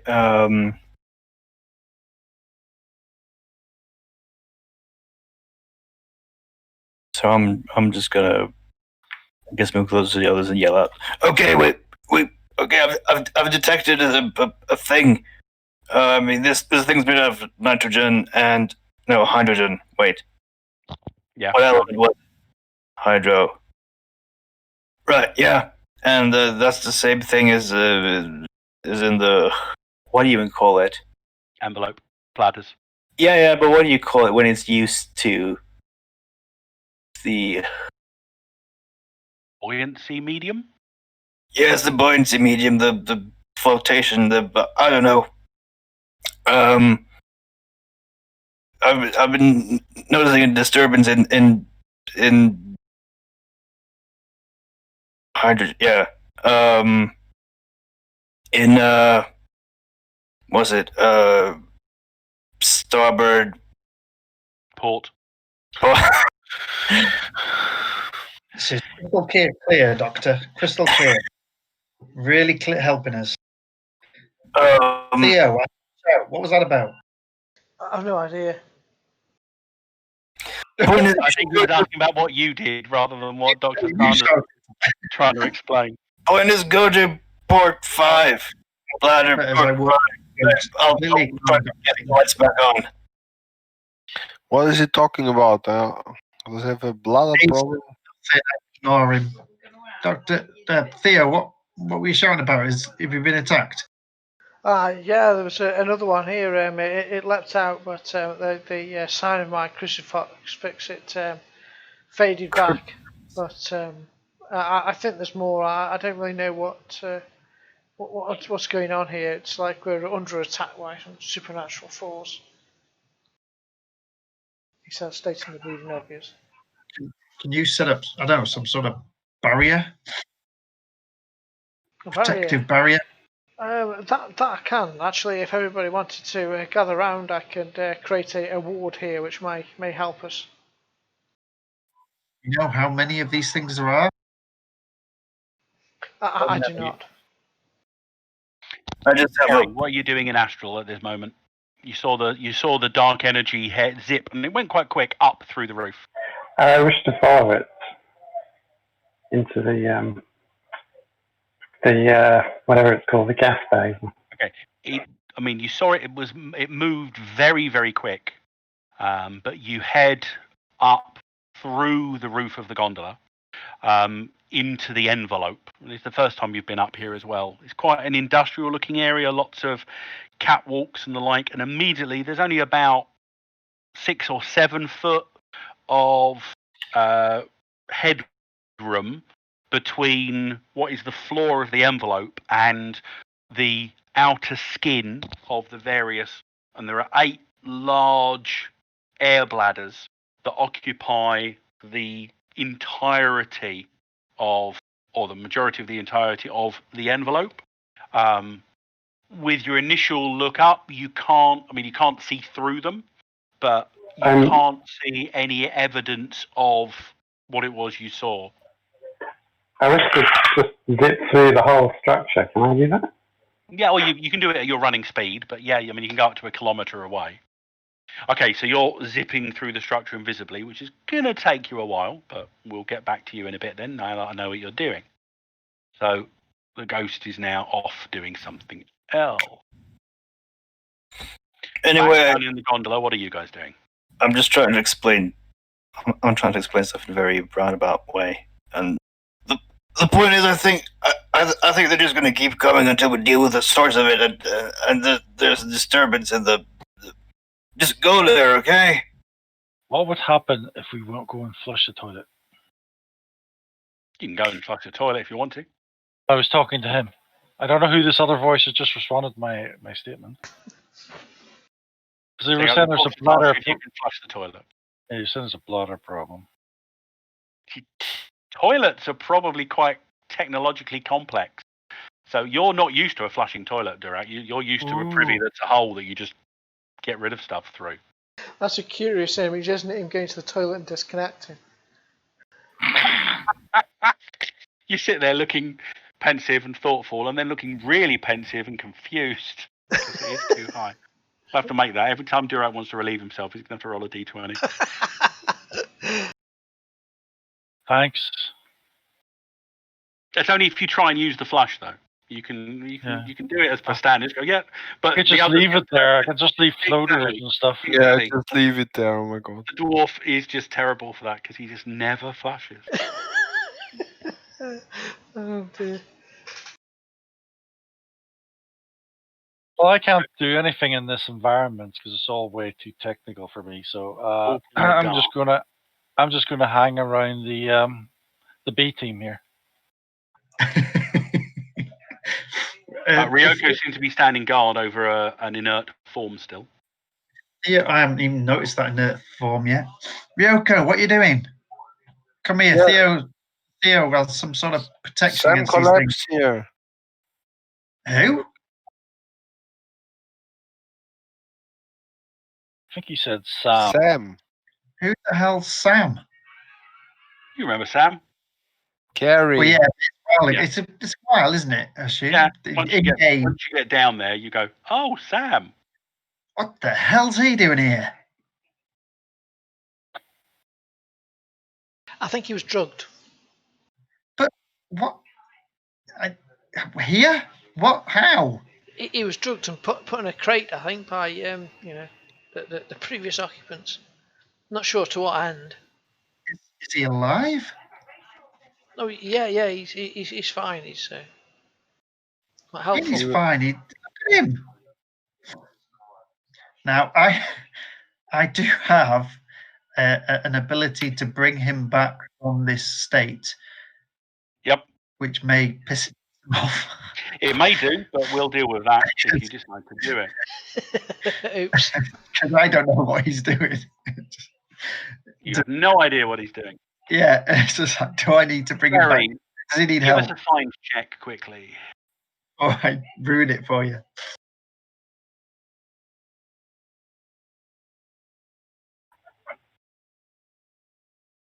Oh, excellent. Critical failure. Right. You're searching around and you're seeing no evidence of this thing at all. However, you suddenly feel a sense of panic as a wave of pain shoots up your silver cord to the center of your astral being. What is your toughness without any armor whatsoever?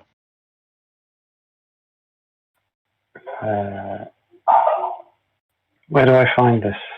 It'll be just your strength stat. 7.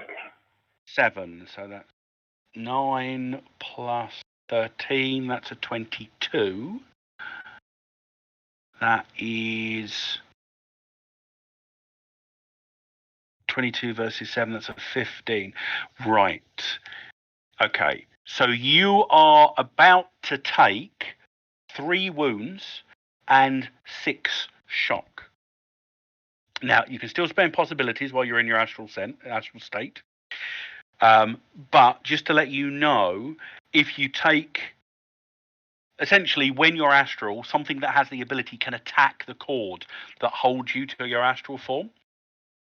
Which is one of the reasons why you can return to your body instantly, because if your cord is broken, then you are potentially lost in the astral sea and cannot find your way back to your body. Now, that potential breaking is represented by taking 4 wounds to your astral cord. So you've just taken 3 wounds and 6 shock, which will affect your physical body, just so you know. You can, if you wish to, spend a possibility to attempt to soak that damage. In order to soak all of the damage, you'll need to get quite a high roll. Okay? It's a reality skill check versus a 10. If you get at least a 10, a standard success, you will reduce all of the shock and 1 of the wounds. If you get a 15, it's a good success, all of the shock, 2 of the wounds. If you get an outstanding success, which is the 20, you get rid of all of the shock and all of the wounds. So you're taking 3 wounds and 6 shock right now. Do you wish to attempt to soak? Yes, please. Reduce your possibility total by 1 and roll your reality skill.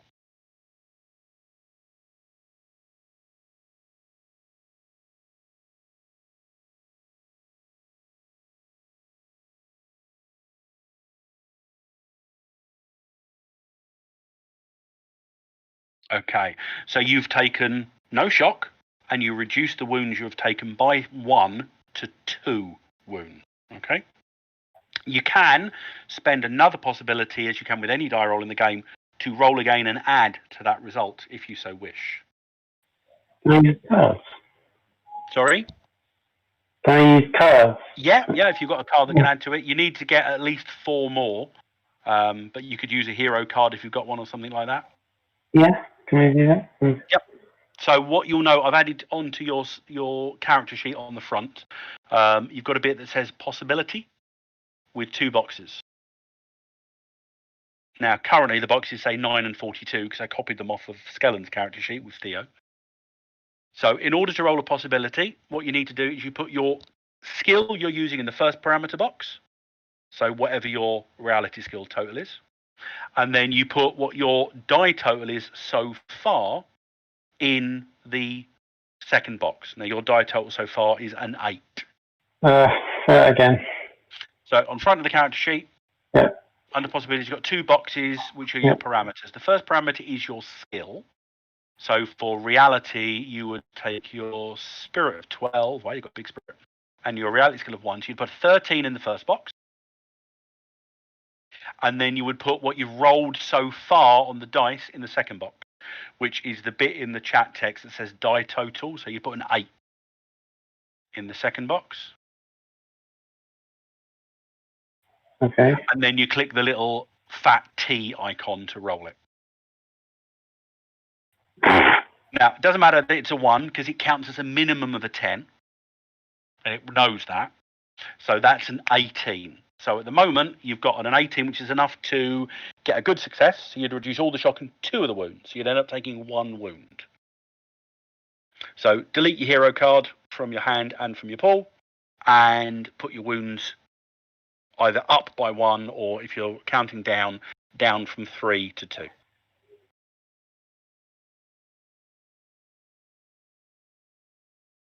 Now, this just so happens that it's happening almost simultaneously with somebody trying to do you a favour. The 3 wounds listed on the front of my sheet, are they my max then? Yeah, so wounds go up from 0, so you should actually be on 0. So you go up from 0 to 1. Right. So Abram is standing over Sam, I'm assuming. Well, I'll be sort of checking with Ryoko, like, does he need help? Does he? Well, Ryoko has no clue. No. I don't know. He just collapsed there, and I thought before something happens to his body. Help me sit him up. All right, we grab him. And then I'll reach through my pack looking for this little package with a small crystal in it, reddish salt crystal, and then I'll crush it underneath his nose. Okay, so literally, maybe a second and a half after that flare of pain, which Sam, is something attacking your astral cord. Your body is woken up forcibly, and you find yourself back in it.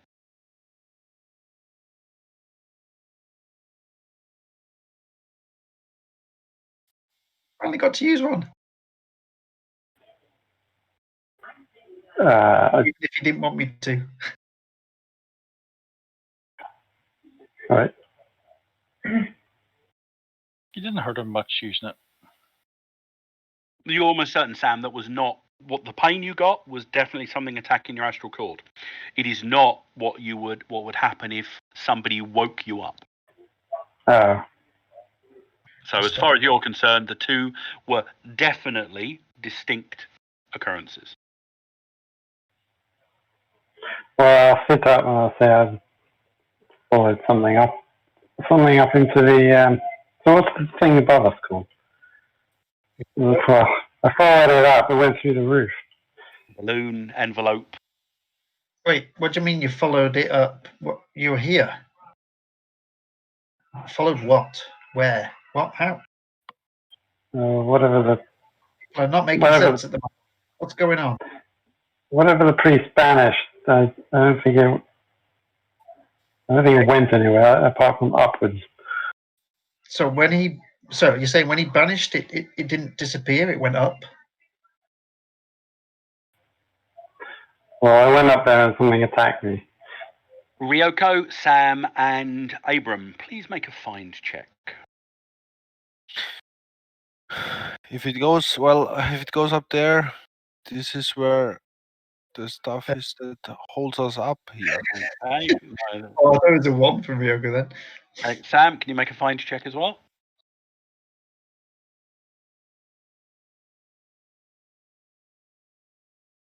Right. Durak, can you do me the honour of rolling a d6, please? I could do. I don't know if it's an honor though. 4. Okay. It means it is actually going after the person that was able to. There's a split second, Kerry, where you smell rotten eggs and you are able to just move enough that you're not considered very vulnerable, as this gaseous creature surges down towards you out of the ceiling and takes a swipe at you and misses entirely.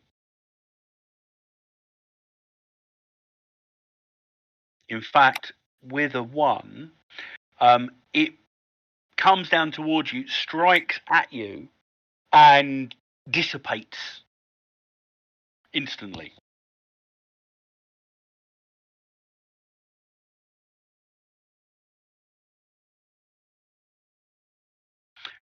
Abram, Ryoka, you both saw that. Abram, give us a scholar check. Can I start putting things together? Is there anything I've heard of that can do this, like take on the form of hydrogen when I do my scholar check? If I'm Yeah, sure, go for it. maybe using. Oh, okay.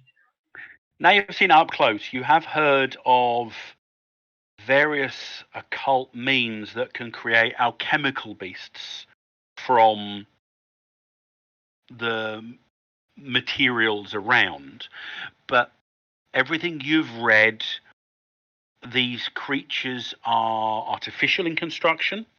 Dr.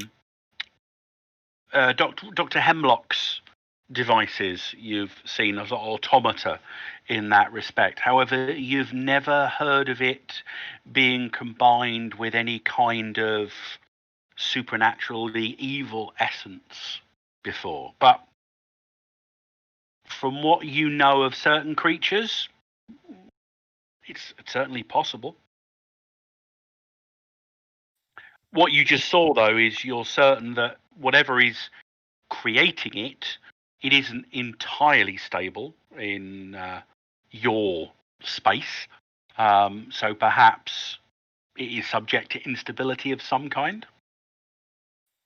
Would I have any inkling as to how we could trap it or prevent it from continuing its recycle process, sort of thing? It's You got a good success. ectoplasm. You've witnessed Father Theo banishing at least one of them. You theorize that possibly it's a combination of something spiritual and something physical, and you're not entirely sure whether you would be able to, if you successfully trapped the physical, would that successfully trap the spiritual element as well? You'd have to take that into account. But would I think perhaps like Theo could trap the spiritual side if? Certainly something Theo is doing is affecting it. Maybe he can. You are aware the priest has various wards that may have an impact on it. Do I know of anything like this? Could there be an object within this Zeppelin that is like the focal point of it, the anchor for it? With various occult techniques that you know of, there are regularly focuses, anchors, spawn points, to use an MMO reference. So that's definitely a valid thought. You have no idea what that might be, but it is a standard occult ingredient. Does this thing strike me as being a Rorsch? It was a reality skill check.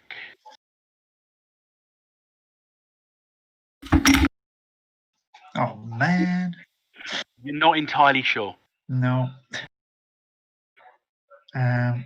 Just wondering if start searching the ship for something I would recognise. Damn it. Go on, I'm going to possibility it. Okay. I'm just going to share the world laws, just so that people remember them for the Nile Empire. Heroism.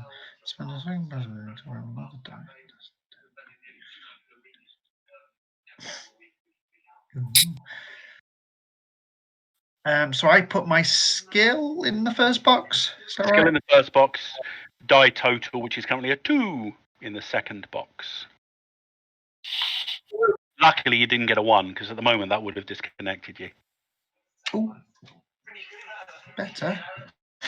Okay, just before I give you the result of that one, Theo Durac and Dr. Dick, while they're having that conversation in those few minutes, what are you guys doing back in the lounge? I'll have a conversation with Dr. Dick about the advantages of having lights. And please hurry up. I was gonna try to see if I can, fix the lights. Okay, so you're going to try and fit from your current position, or are you going elsewhere? Well, it depends on whether I have any clues that would indicate that I'd fix it. But I don't know necessarily where the error is. Give us a scholar check. You might be able to work it out from the deck plan that you found. Possibility.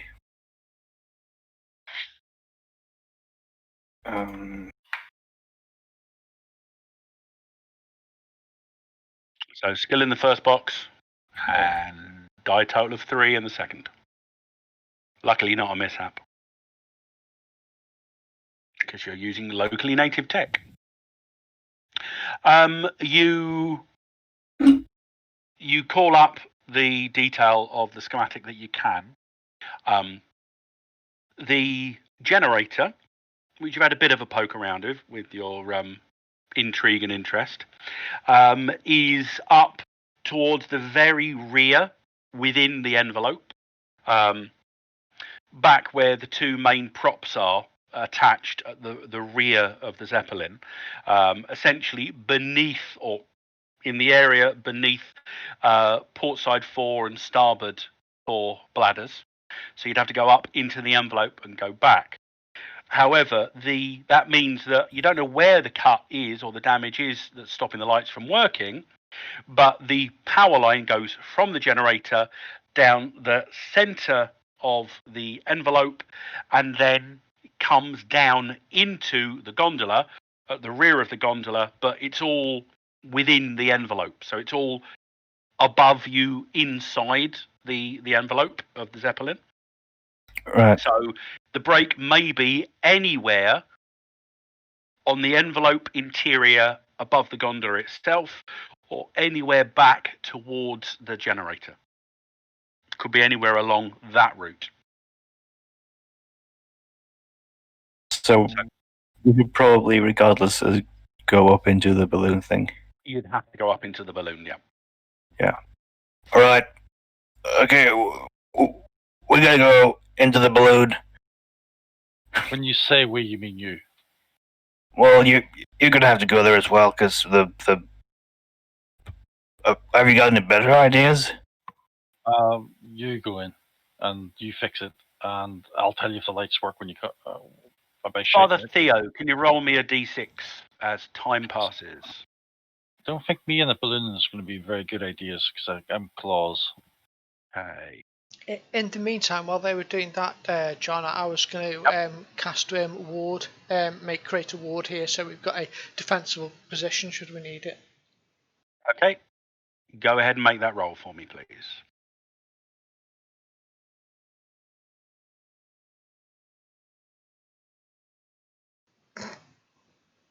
Okay. What is the axiom level requirement of ward, please? 8. The spirit axiom of the Nile Empire is an 18. The spirit axiom of Core Earth is a 10. You are fine. You do not disconnect, but you do fail, and you do take the appropriate disbenefit for failing in the casting of a miracle, which I believe is 2 shock and possibly worse on a mishap. Probably the first time you've done that, actually. It is so much so I'm going to have to check. Invoking miracles. If the test is successful, Right, so you take 2 shock if you fail the test, because you rolled a 1, you're going to fail regardless, and also becomes very stymied on a mishap. So I'll tell you when that wears off, because you're out of combat, so it's not going to just be 10 seconds. Yeah, no worries. I'm feeling. Something about the local environment, as you're invoking the miracle, something chills your very soul as a wave emanates out from somewhere on the vessel and engulfs the entirety of the Zeppelin. Everybody please make me a reality skill check. I remember when I had good reality. You are at a -4 on that, Father Theo, because you're very stymied, but that doesn't stop. You still succeeded. Is it a 10, did you say? It's 10 at the moment. Yay, passed. Oh, Okay. just barely. All of you except for Ryoko. Sam, you get this, but you don't have the same reference frame that everyone else has because you haven't experienced the same things they did. You get the same feeling that you have experienced before in Washington when you approached the infrared tree, in Chicago when you were at the top of the Sears Tower, and it's the chilling feeling of fear as it is apparent that the local reality has become mixed with that of the Auroche cosm. The hope and sense of action that comes with being in Core Earth disappears and is replaced with just the fearsome feel of Auroche. So you're now in a mixed Auroche Nile Empire zone. Core Earth is being subsumed. The shadows deepen. The creaking noises of the gondola become more macabre and disconcerting. The thought of going up into the unlit cyclopean interior of the envelope puts a little bit of fear in the back of your mind. Yeah, but it's good for the soul. It's okay. Live with the fear. Work. Whose soul? Unfortunately, we don't have Auroche drama deck cards yet, so Oh, we're still going to use Core Earth for those. No, because the Auroche one isn't out yet. So, with that feeling, somebody's on the run. We're also, the scene feel has changed to a dramatic one from standard, as something else has brought its force to bear on the environment. Lightning continues to crack and thunder now sounding much more ominous peals outside.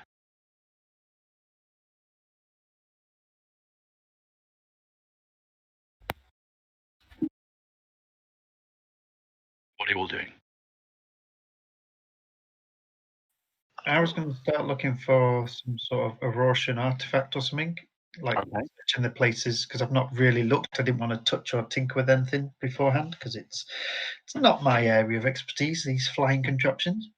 Okay, whereabouts are you looking? You could look anywhere within the gondola. You could choose to look up in the envelope, or if there's other areas that you think you might want to look into, just suggest them. Initially, it'll be inside the gondola. Okay. It'll be in here. Are you looking in one of the bedrooms? There is a rough store area you found at the back. It's the very backmost starboard side room. There's also the engineering location that Dr. Dick was spending a lot of time in. You've also got a couple of areas up the front. Other than that, you've got what would have otherwise have been personal chambers for individuals. Because I am at the back, I will start at the back and... Okay, the room to your right, or below you, essentially, on the map. Others have already looked through it, but it was, or it is, a storeroom.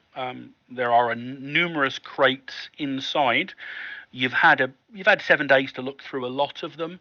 Most of them appeared to be just dry goods or ammunition.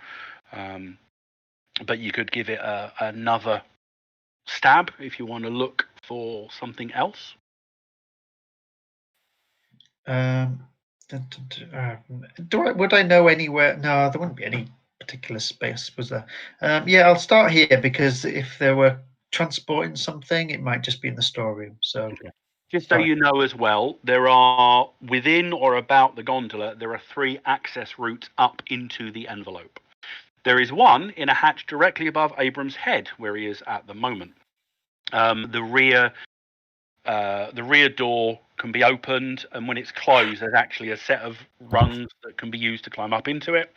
The other 2 are actually towards the fore of the, well, one of them is towards the fore of the boat, within the what would be the steerage room at the front. There's one that you can climb up to there, and there is one just outside the gondola.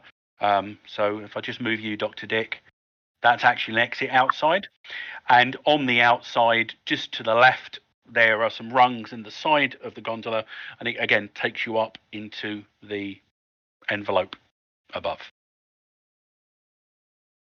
So, Abram, give us a fine check. And while you're rolling that, what are the rest of you doing? Need to be a possibility to that. Okay. It's going to help. Did Abraham say what he was doing? He's Yeah, looking probably. It's a classic thing. I mean, you're in the Nile Empire, Yeah. so possibly one of the side effects of Nile Empire reality is a broad compulsion to narrate what you're doing as you try to do it. I would have told you as well. I would have made sure that. I would have said that I wasn't sure if this was certain, but that it is possible that there's some sort of device that's holding it here, or some artifact that's holding this creature here. What would these artifacts look like? Which is why I'm looking for it, because I don't. It's a Roshan. Oh no, did I know it was a Roshan? Yes, I did, because that's my. You did. You got it in the end, yeah. Didn't I? Yeah. So I'm.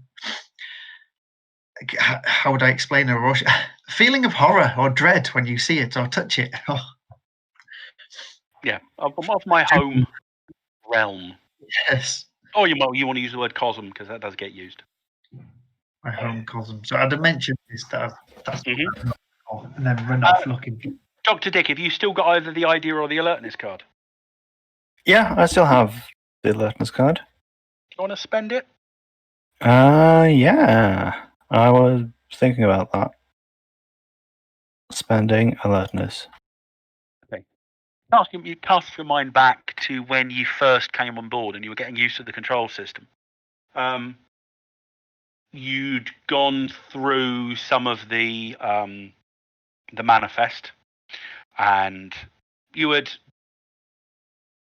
found an item on the manifest that you dismissed at the time as, oh, that must have been the Gospog.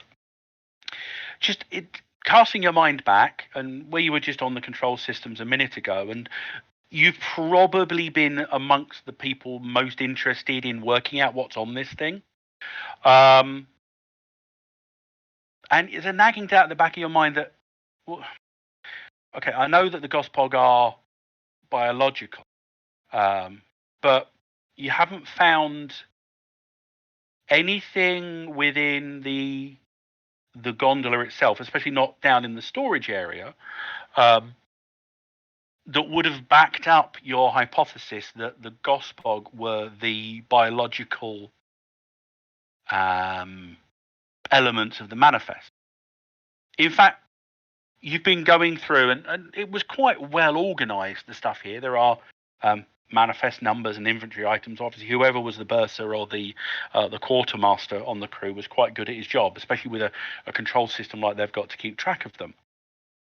And you just went through an exercise, let's say yesterday morning, when you were bored, of just going through and finding any of the manifest numbers. Everything else that you found that could be considered cargo, up to and including the casket at the bottom of Ryoko's bed that turned out to contain Sam, you were able to strike off of the manifest, accounting for everything, even down to working out roughly in your head, oh, well, there's that many bullets missing from the cargo manifest, but they fired this many times at us, they fired that cannon twice, yeah, that matches up. So you were able to sort that out in your head. Apart from that, again, that item that was listed for special delivery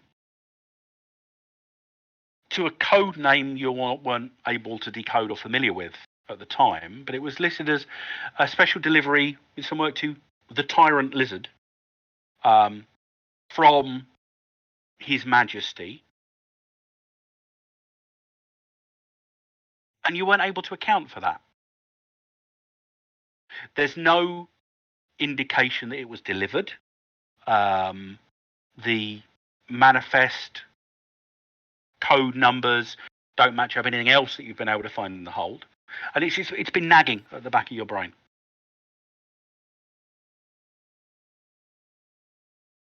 Okay. But what does that have to do with the ghost thing? You're not certain just yet.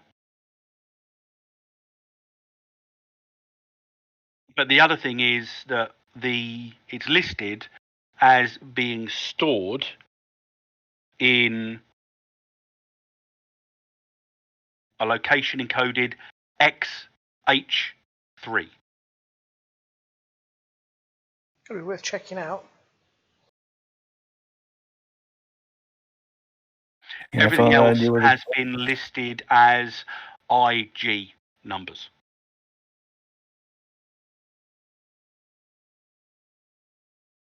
IG. And you paid an alertness card. Interior gondola. Ah. XH. Something. Helium? No, hydrogen.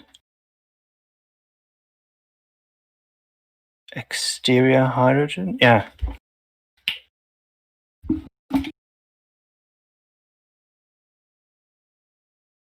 Right. So all the clues are pointing that way regardless. So like Dirk said, you go up there and sort it out. I'm not going there alone. I mean, why?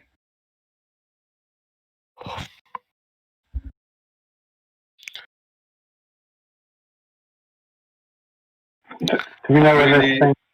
Does the girl have to go up there? I know of this at the moment. We're too far back. The conversation with Dr. Dick and. Well, you can move around. It's not a problem. It's not a huge gondola. Did I find anything back It's in about 22 meters end to end, for crying out loud. It's not massive. You spend a fair few minutes poking around, lifting things, looking behind boxes, looking underneath things. You don't find any hidden compartments. You don't find anything that you haven't already found during the last week or so search within the areas you're looking. Hold down to the front of the cabin then as well and shout out, look, I think there's some object going to be here that's got holding this thing here. Something from Roche, my cousin.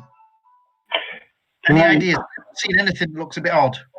Can I use Supreme Sorcery and gain Detect Magic for one pause and then use Detect Magic? Yeah, you can do. Wait, what was the number on the other code? XH3. And the other one was 5? Which other one?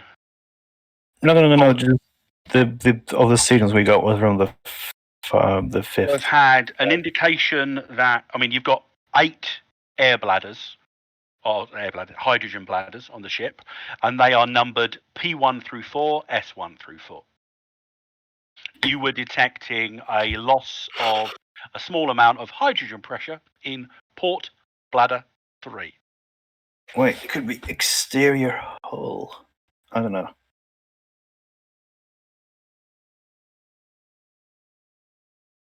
So you are casting Detect Magic, which is very much a... Oh, not with that roll, you're not, though. So you're either going to spend a possibility to get a better roll, or you're going to take shock for miscasting or failing to cast Detect Magic. Yes, please. Can I use my hero card again? Another hero card. Got a hero card, you can use that, no problem at all. I mean, it's only difficulty 10 for these ones. So duration, concentration. So once you've got this up, you'll have it up.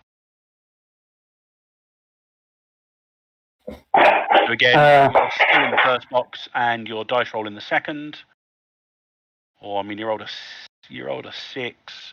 6 turning into a minimum of a 16 is a difference of 7.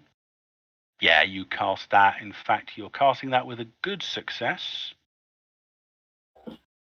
Which detect magic means the range of detection increases to 50 meters.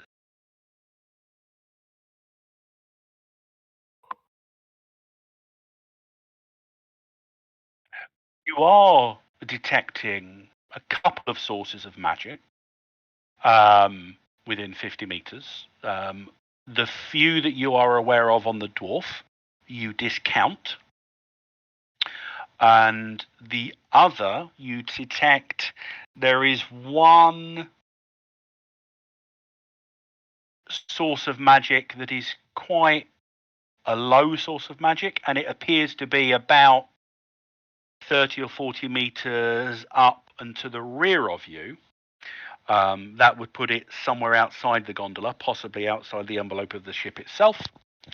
And the second source of magic is currently about 2 meters behind and beneath you, and is moving up the length of the gondola quite quickly. I say there's something underneath us. So it's moving towards the bow. There is that confusion. I point as if I could see Sam points down and towards, just in time, so that whichever one of Dr. Dick, Durac, and Theo is about to be attacked, you are not going to be considered very vulnerable through surprise. So, Abram, can you please do me the honour of rolling a d6? Theo, you are 1-2. Durac, you are 3-4. Dr. Dick, you are 5-6. Oh, he's going to roll a 3-4. We see. No, he rolled a 1-2. Yeah. Oh, he's after me. So Yeah. there is a very brief Fair, you're the only one. when you smell rotten eggs as it just rises up out of the wood beneath you, and it strikes out at Father Tenalion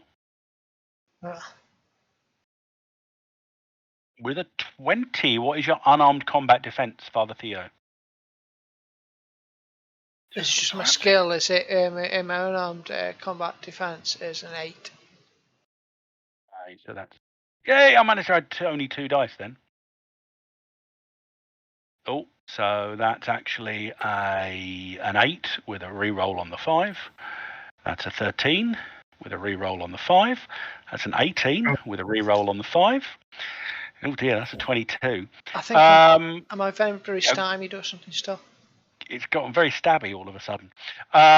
So that's... What's your toughness? Minus without my armor, 7. Points of armor. 7. Right. 7 versus 31. Ouch. Ouch, indeed. 31 minus 7 is 24. So that's going to be 5, 10, 15, 20. Right, so without any other involvement, this thing rises up through the floor and just thrusts these sharp points of its fingers forwards, and they almost drill into and burst out the front of Father Theo's torso, as unless you spend anything to soak, you're about to take 4 wounds and 8 shock, which will take you straight from being unwounded to being defeated. Dead. Right, well, let's try this. As well, so it's harder to soak wounds. Let's do some soak, shall we? Now, bearing in mind you are under the effect of the Oroshtosm now, so a standard soak doesn't stop any wound. A good soak only reduces 1 wound, and you need an outstanding soak to get rid of everything. This is where you want to roll for. God is my shield. So a 10 will just get rid of the shock. A 15 will get rid of 1 wound and all the shock. A 20 will get rid of all wounds and all the shock. You are currently getting a 16, so you will have taken 3 wounds but no shock. Okay, and how many wounds do I have in total before I'm dead? You have 3. The 4th wound defeats you. You don't necessarily die straight away. You are defeated, and then we'll be making a defeat test. And with those 3 wounds on me, I would be at -3 to all my -3 actions. to everything. Yeah. Understood. All right. So with my spirit now, if I can't re-roll that roll I've just done, I have to re-roll a whole soak, I presume, do I? No, you wouldn't re-roll. You would, if you spent a possibility, you could roll and add to that, as with anything else. So you would put your reality skill check in the first box, your die total of 14 in the second box, and then roll. There's no guarantee, 14 to 24. There's not necessarily a guarantee that you'll be getting everything you need, so you do need to roll on this one. Okay, yeah. So the 15 and 14 in the box, and I'll spend another possibility to add on to this. I'm quite glad we played that glory earlier. Oh. Well, you needed the 23. So there's a brief instant where that vision played out in your head, Theo, but you concentrate and pull the power of your faith down, and your breastplate, front and back, flares briefly, and the creature's frozen ice claws just evaporate as the flare of heat from your breastplate defends you. It's still there, and Durak, you see it pull its hands back, and just without any hesitation whatsoever, fresh ice hard claws just coalesce from the gas that comprises its body. Jeez. Ah! I'll scream out in surprise and horror. And we're going to do this. From this point, we're going to go into combat rounds for anything you're fighting against it with this one. So can somebody roll me a d6? Because we're now in dramatic rounds. That means it's a Nile Empire card. Fists of Justice. Whoa, look at that. Yay! Yeah, possibly Durak's favourite one. Villains go first. You guys are confused, which means you cannot play cards this round. You can still play cards into your hand from your pool, but you can't play cards. It's not confused for Which us. doesn't have any. It's a dramatic. Oh, it's dramatic. Okay, sorry, I didn't know that. It's dramatic now. So the villains go first. The heroes are confused. The horror seems to swirl in amongst itself. If it could, if a cloud of almost completely translucent gas could express rage at being denied the warm blood that it craves, it could, and it spins and strikes out at 2 of the others. So it's going to strike at Durak and Dr. Dick in one go. Why so doing me? Multi-action. It's going to spend one of my pool possibilities, so I now need to go. Get that. Get my TORG possibility, skill, die total. I think that's the right one. No, that wasn't right. Forgot I needed my card in my pool to use it. Are we allowed to have had any cards in our pool, or is it starting from fresh here? No, because you've been able to play them from your hand from so far. But if you have got any of the perks that let you start a combat with a card in your pool, please make sure that you have one. But Use my situational awareness. That should have allowed me to put a card in my pool. Am I allowed to do that now? I think that's what he said. Yeah.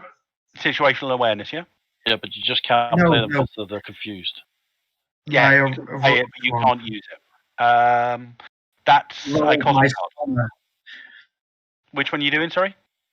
I rolled my scholar test before, didn't I? And I was supposed to be able to put a card into my Then pool. I'll allow you to put that in there now, yes. Can I put it now? Right.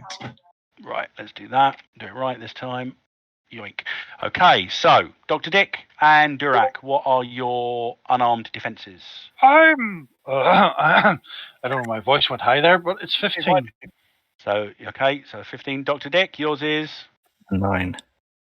So 9. So it gets 2 bonus dice of damage against Dr. Dick, no bonus die of damage against Dirac, but it is getting 2 points of armor piercing on you, Dirac. So does that mean your toughness is 6 more than 9? Is your toughness at least 15?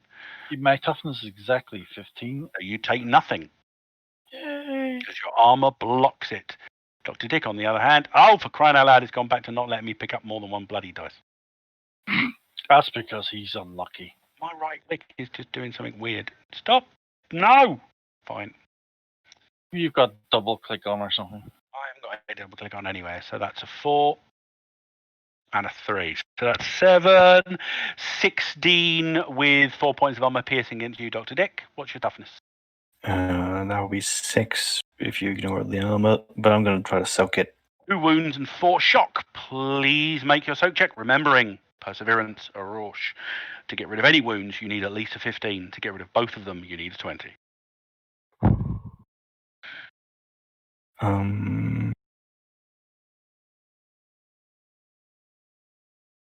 That is at least 1 wound gone and all the shock right now. Send me messages. I mean, can I? No, I can't do anything more than that. So Well, you can, because you've spent a possibility to activate your soak. You can spend another possibility to roll on your soak. do I want to do that? I suppose I'll be getting at least 1 wound now, right? And 1 wound, no shock at the moment. Yeah, okay. Another possibility to. Okay, you need to get at least a 20. So, reality skill in the first box, die total 16 in the second.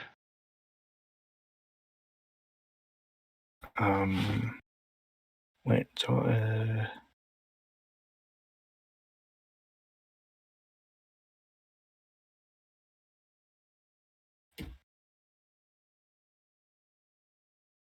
Okay, you managed to soak it away. And while you guys discuss what you are going to do in the first round, because it's now all your goes, I need to have a quick AFK.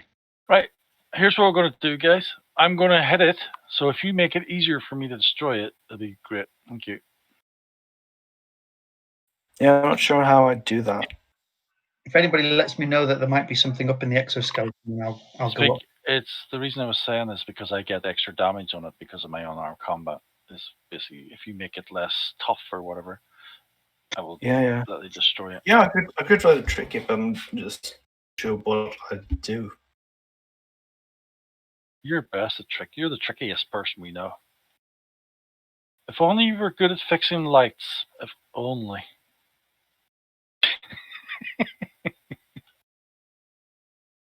Just joking.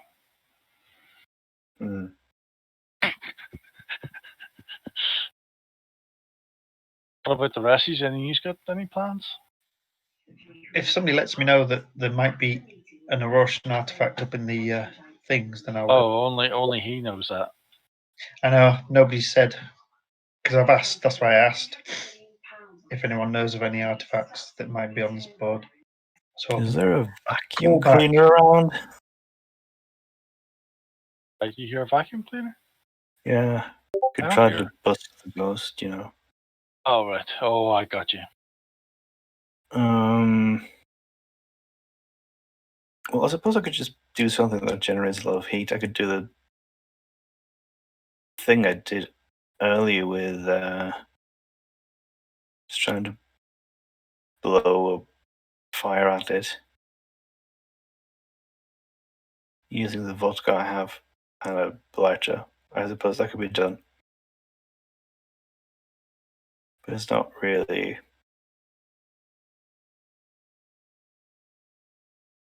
No.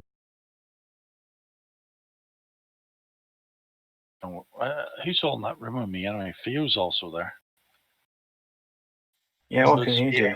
At the moment, very stymied or something, or very vulnerable. You're so far away from us, though. So far. Well, in the size of the ship, you're very close, but in picture, it looks far away.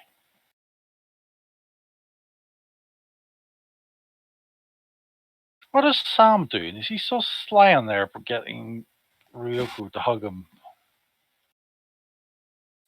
Keep him warm. Comes back, picks up the ladies.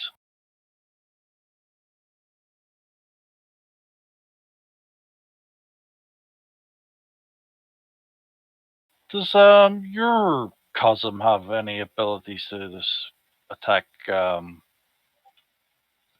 these creatures, Gary? I think I can attack them in astral form. I had to get a feat to actual attack spirits, because otherwise I won't touch them. It's not a spirit, And so yeah, I still have to attack them, and I'm not very good at combat.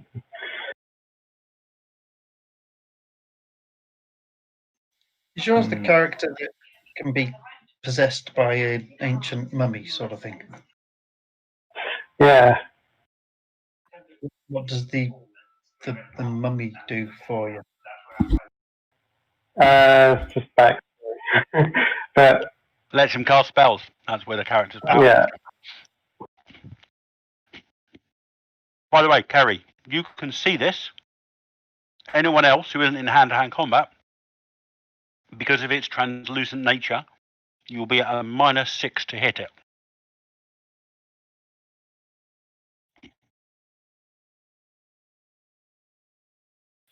Biscuit. I'm hearing a biscuit.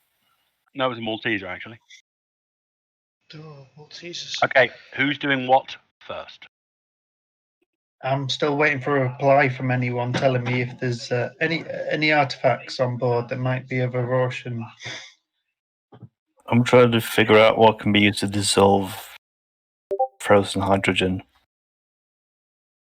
Can we just assume that there is some sort of substance that could do it? I'm just trying to think of a sciencey trick. I mean, if you want to do real basic science stuff, you'll have that stuff on you.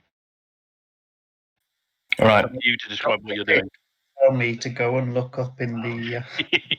Right. I'll just, a bit tell me. distracted.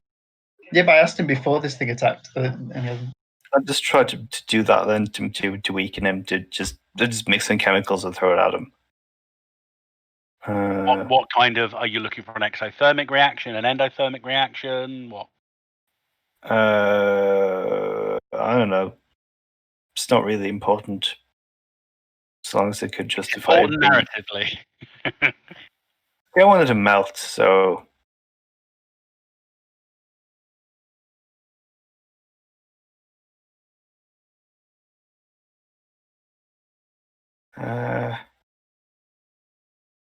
That's not so good.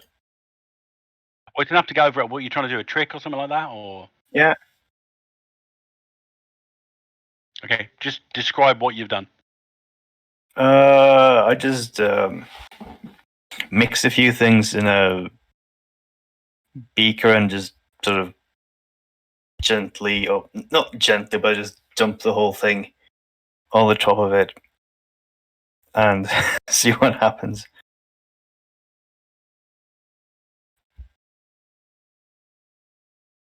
Okay.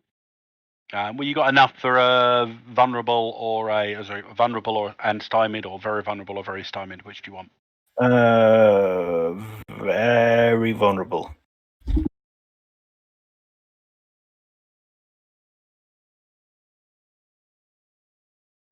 Basically, you mix some gases together that are just intended to be significantly hotter than room temperature, and throw it into the midst of the thing, and you see large chunks of its body just contract as you either increase or lower the temperature within its core. This is obviously a creature that is designed to maintain its temperature at a cold level. So you have made it very vulnerable. For some reason, I just didn't think about temperature at all. But yeah, that would do. I get it. Makes it perfect for me to hit now, doesn't it? It's easy to hit because its unarmed combat is now versus you an 11. Might as well get this combat out of the way then and get it over with. Right, I'll hit it. Hit it really hard. All over. No possibility of this because I've got loads of possibilities. Yeah, that would miss. So it's dice roll in the second one, isn't it? Yep.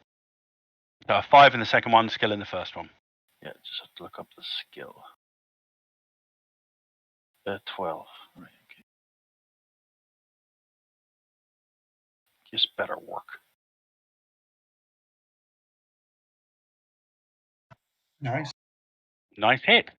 So that's doing. You're going to get 3 bonus die for damage. 2 plus the extra 1. Plus the extra 1, yep.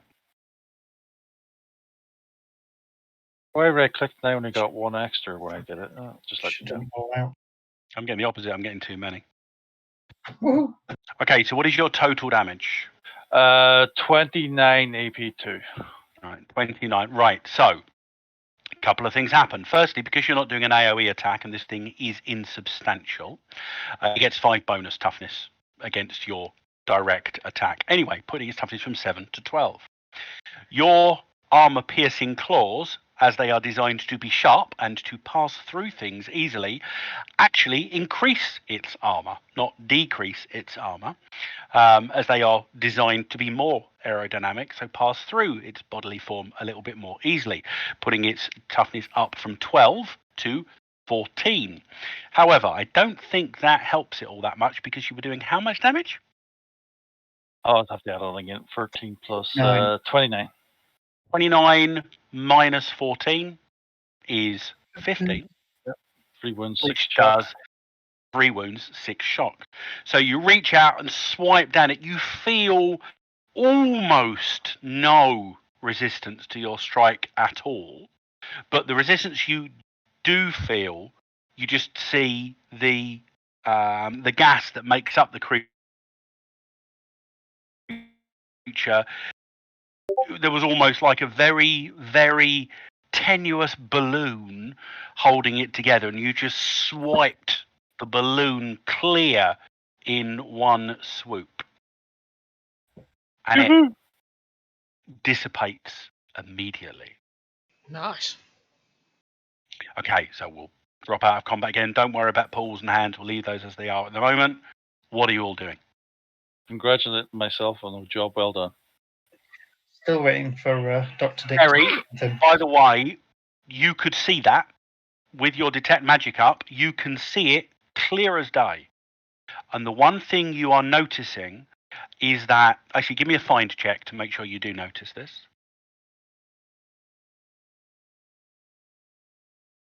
Yep, you see it. Certain telltale elements about it. This is not a different creature each time. It is the same creature each time. And as you're watching the conflict, you see it dissipate and your eyes track up and you see that same mote of dark energy zip up through the hull. And again, it's going in a rough direction to be above and possibly somewhere to the rear of you. Dr. Dick. Yeah, that's what I'm saying. We gotta go get it there. It'd be nice if you did say that. That's the point. I said that. Abraham's talking to you. He wants to know You where said the to Durack, not for anyone artifact else. is. You said to me? You only just told me there now. Well, I thought he let's asked you get to up go up with there. him. before. Right. I forgot that because I said no. I was going towards that other source of magic that I detected, basically. I'll follow In Sam's fact, because you're suggestion. detect magic on now, you literally follow it and you see, it heads directly towards that source of magic, which pulses slightly stronger and then settles down. There appears to be, there's only one source there, but you can sense as you concentrate, there's another source building again. Alright, I'll say it's reforming and there's something up there and I point and it's radiating magic and we should get to that. I'll say right and I'll head off straight away. Hoping others might, but I'm going. Okay. Where and how are people moving? I'm going out. I've got How exactly above do me we on get that. up there? Because are there stairs or something? Right. That As I should be- said, there are 3 different routes that you are about 5 if you count what Ryoko knows about the machine gun cupolas on the port and starboard side. But there are various places. One where Abraham is that enable you to just open a hatch and climb up into the envelope above you. In fact, the one where Abraham is called the maintenance hatch. Aft maintenance hatch. That's the one I'm using. Right, well, I'll go and help Abram. Yeah, I feel like a good idea. Thank you. Abram, the first thing that you note as you reach up, put the hatch down, and climb up again is the cyclopean size of what's above you, which you feel mainly because of the sound echoing. It's pitch black up there. Well, don't light the fire. I was going to say, is it a good idea to light a candle? What are you doing? Pitch black, damn it. Yep. I mean, what source of light do you have? There is a slight smell of rotten eggs up there as well, but it's very faint. I'm not going to use any torches. As your head's floating up there, out and around you, you can hear the wind buffeting on the outside of the envelope, but as well as that, you can hear an almost constant, ever-present sort of groaning sound of cables of some kind, obviously kept under pressure, and something constantly moving against those. You hear the sort of the creaking, groaning sound of metal as the whole rigid envelope of the balloon flexes against itself in the battering of the wind outside. And then every so often, you can't hear anything because there's a thunderclap. And sort of off to your left and up, you then see things in stark silhouette as a lightning bolt outside illuminates the semi-transparent skin of the Zeppelin. And it's pretty impressive seeing all that. And underlying everything else, you've got the sound, the sort of patter, patter, patter, patter sound of rain hailing down on the outside of the envelope as well. I'm imagining every time there's a flash of lightning, you see this face moving closer toward you. Not that often. There's not that much light. Yes, there would be there's a weeping angel about 10 meters. I'll look. I won't turn around then. I won't blink. No, I'll presumably know that Theo's coming up, and I'll sort of say, that book thing of yours, it gives off light, doesn't it? He's standing there with a glowing breastplate. Oh, there you go. That'll do. Follow me. I need to use your light. Okay, I'll open my trench coat up and cast the light of the Oh Lord. no, he's up the trench coat. It's not a glorious glowing light. It's quite a soft glow. But if you imagine you wearing a normal breastplate and it was painted with glow in the dark paint, and then you go into a dark room and it's glowing as much as it can glow. So it's giving off maybe like 2 or 3 feet around him. He's actually sort of like reasonably candle lit. But it does mean that off in the distance you can see evidence of catwalks maybe 15, 20 feet ahead of you and that sort of thing. Okay, do you have that book thing, does that shine light? Is there something that could? I have nothing. I mean, your iBible or your smart Bible, as we called it, can do everything a smartphone can do, plus a little bit more. I've got a torch on here. I'll say. Yeah, if you've got a torch in your equipment, then that's great. Oh no, I meant because my iPhone will be a torch. Oh, there you go. Yeah, that's fine. So I'll just turn. Apart from because it's a Bible, it actually beams a crucifix, like Yeah, no, that's cool. Yeah. I'm engaged, full cheesy with this, Yeah. Does it also go? If you want to. That's exactly the yeah, it's got sound effects. That's exactly the image I'm going for. Angels. Whenever it goes, you've got mail. It's like a full choir. Yeah. I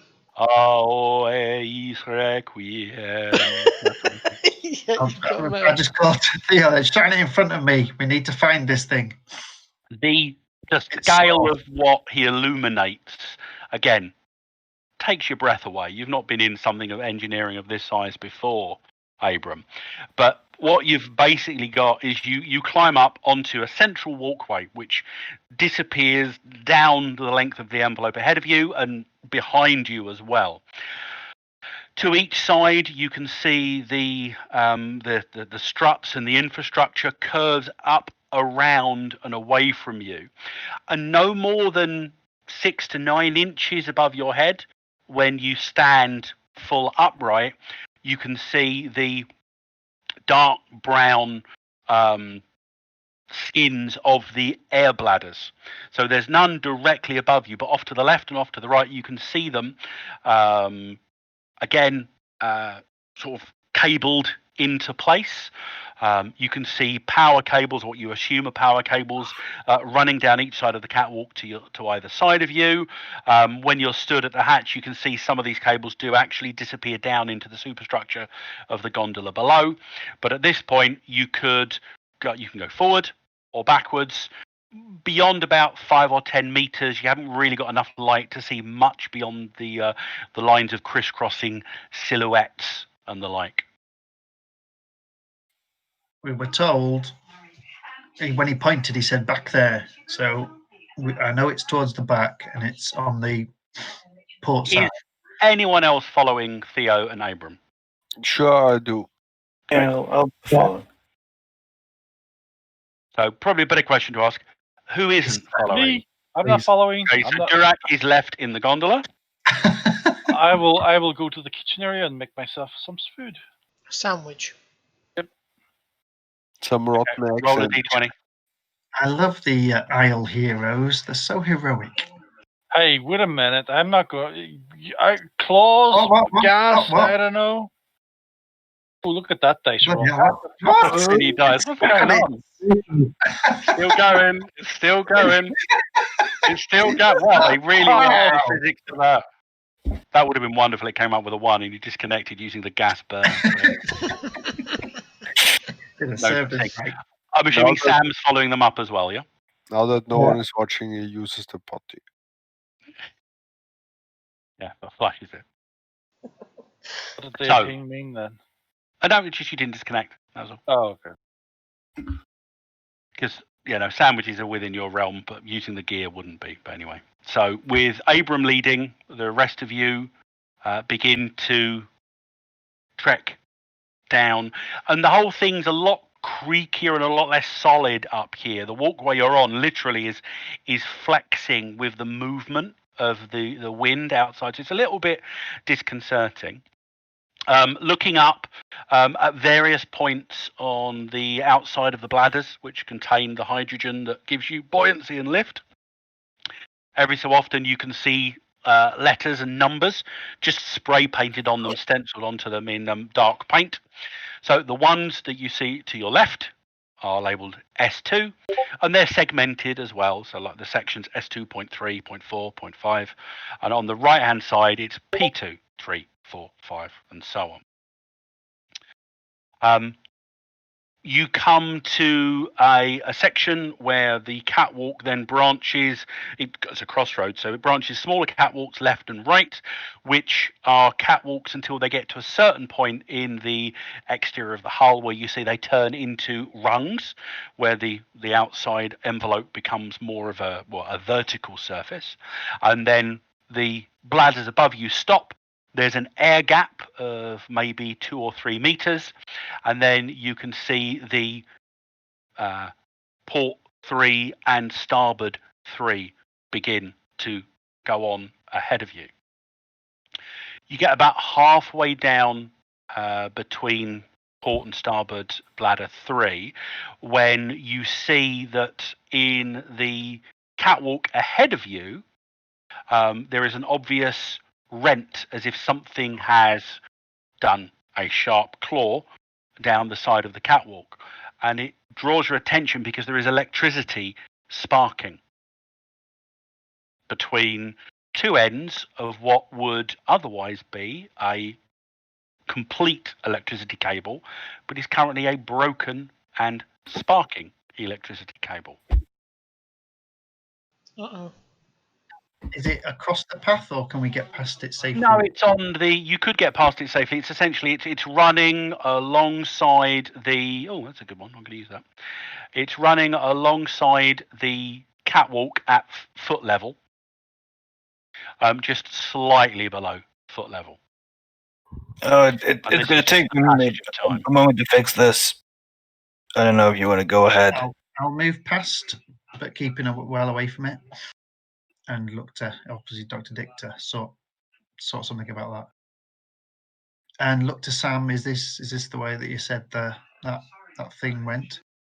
I'm assuming so with this damage here. 3 and 5. 3 and 5. 3 and 5. 3.5. Well, 3 and 5 is 8, so obviously no. I don't know where it's getting the 5 from. I don't think we've ever used the term 5, but. What? 3. How just had 5? That was. No, it was XH3. Yeah. And it was port 3. Oh, okay. I'll head this way then to the third one. Terry, have Sam make a find check as you're paying attention with your magical senses.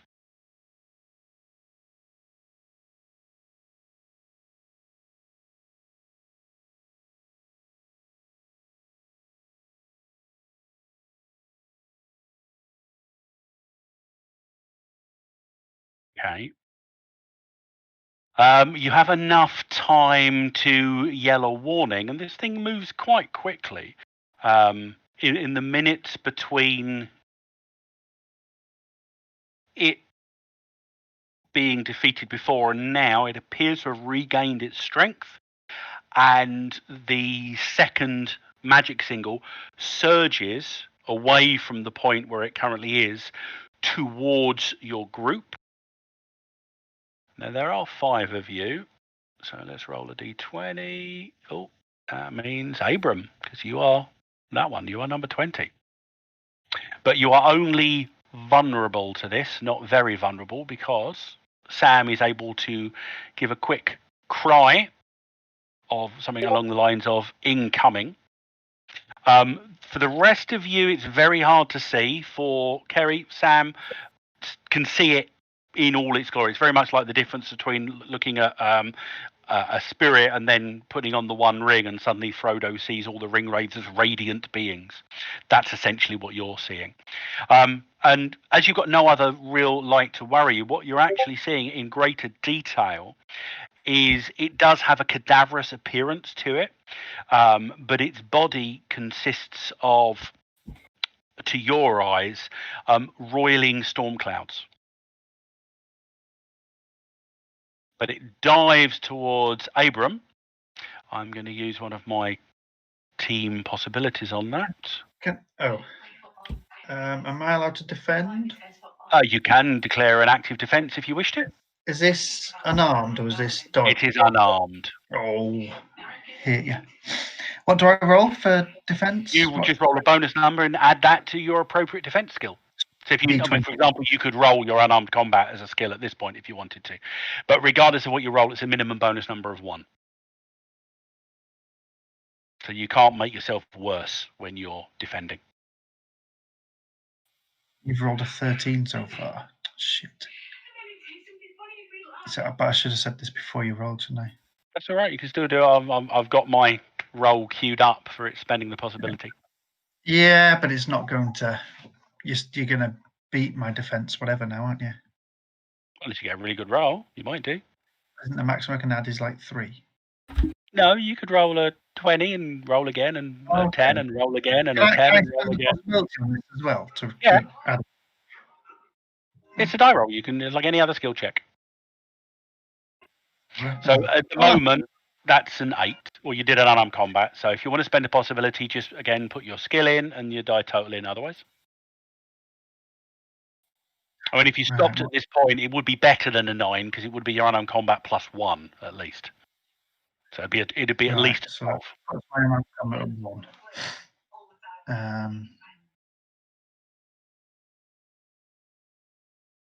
Hang on, what am I doing? Why am I rolling an unarmed combat? I shouldn't be, should I?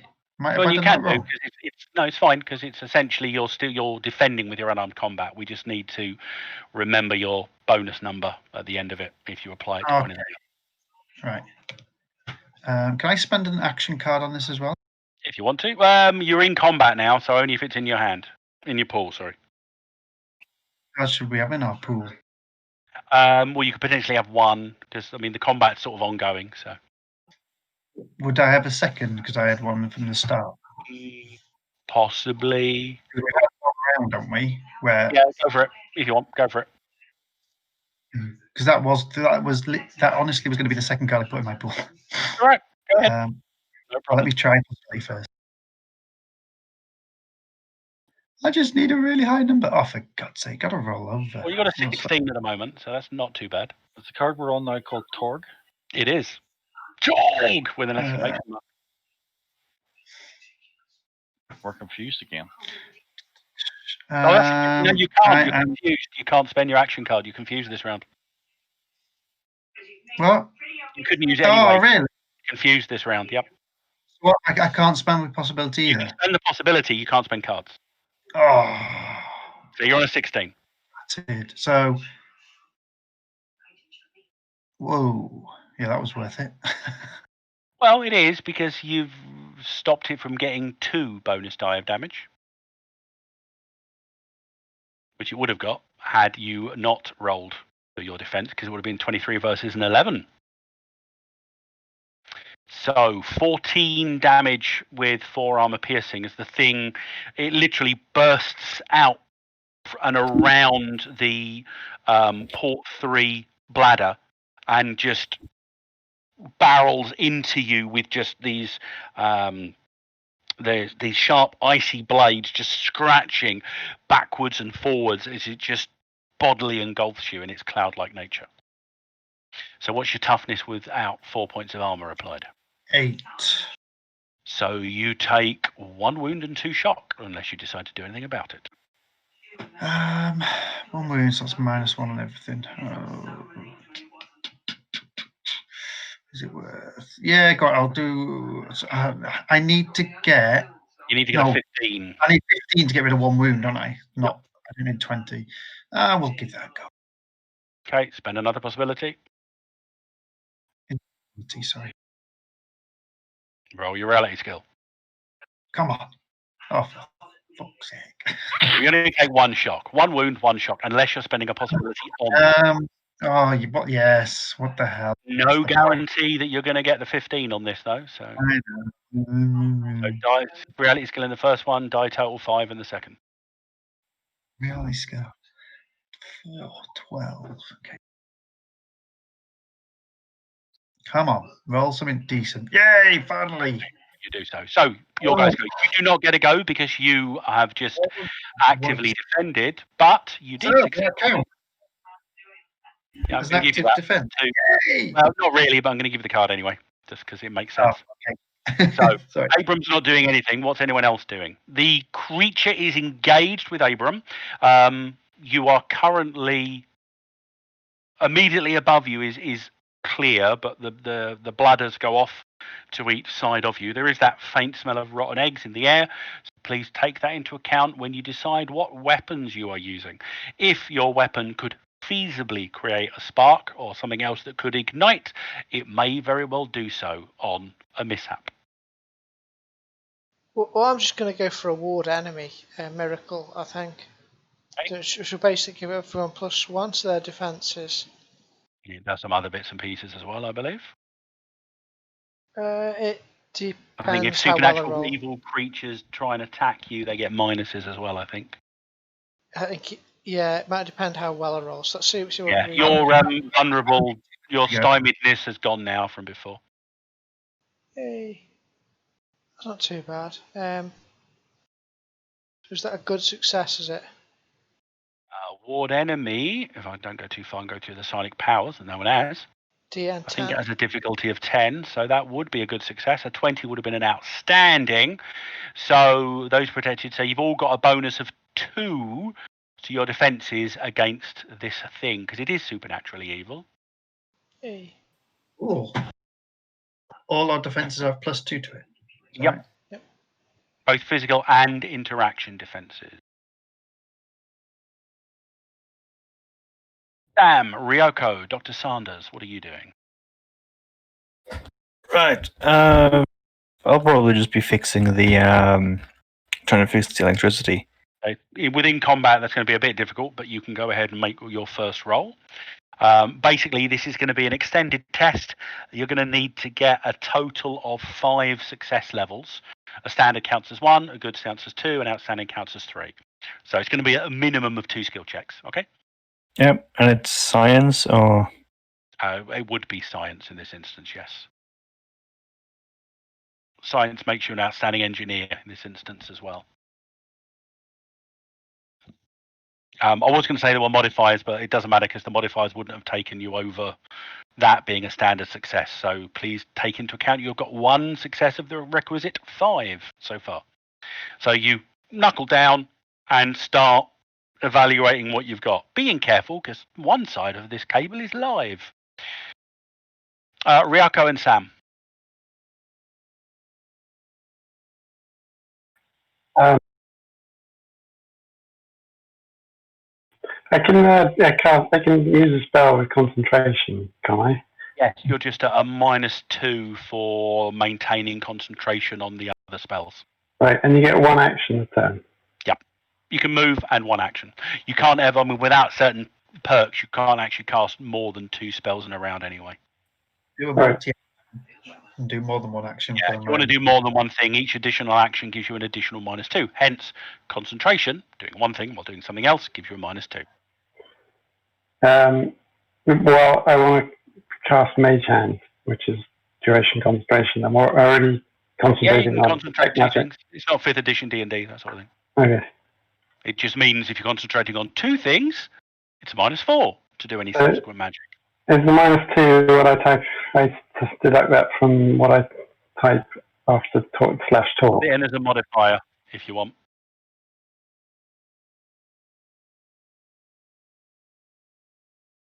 You can use the modifier stack at the bottom for your minuses and just keep the standard skill totals within the roll effect. Statistically, it doesn't matter either way, but it just keeps things simpler in your head. Right. Okay, so Mage Hands has a difficulty number of 10, or if you're trying to hit it, targets dodge or dexterity. I get +4 to application, don't I? If you've got the apple, it's like a favour. Yeah, because it's your super skill, so it's got massively higher values. You've got like 7.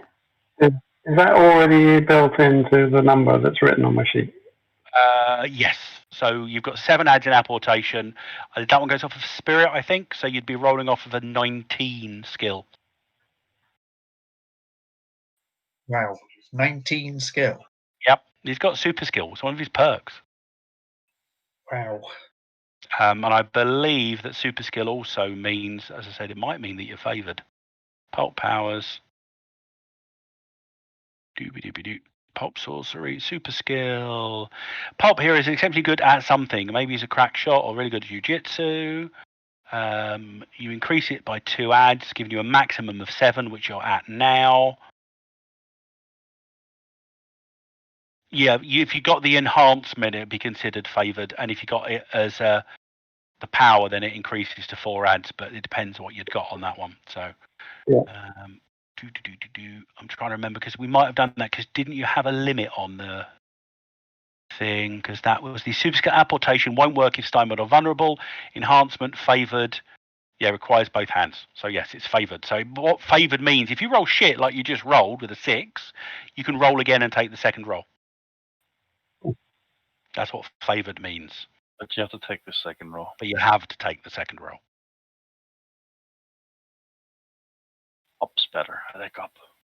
But it's up to you because the 20 is an outstanding success anyway. So I should have actually given you the benefit of the doubt then because you just made it worse on yourself. Yeah. There's no reason you would have re-rolled actually off of the 20, so I'll let you off. Okay. You can't get better than a 20. But that second one can't be correct. It wasn't a possibility, it was a re-roll. So 8 off of 17 leaves 9. How come the first one with a 6 gives 20? Because he was putting a bonus on it when he shouldn't have done. Well, it was. I tried to type -2. Yeah, it would have been a So you rolled a 6. That would have given you a -4. That takes 17 down to 13. -2 would have taken it down. So you got an 11 on the first one. I'm to cast. Which is still enough to cast it. You just wouldn't have got a... 13, wouldn't it? Yeah, but there's the -2 on it. So It already has the -2 on that skill, that first roll. I was working out from scratch. So his skill is a Oh. 17. Was it a 17 or a 19, your skill? 90. 19, so a 13, not an 11. Still not enough for a good success anyway. So you've successfully cast Mage Hand. So you now have you've summoned a hand whose strength is equal to your spirit. And with it concentrating, you can decide what you want to do with it next round. So Theo's gone, Sam's gone, Dr. Dick's gone, Ryoko.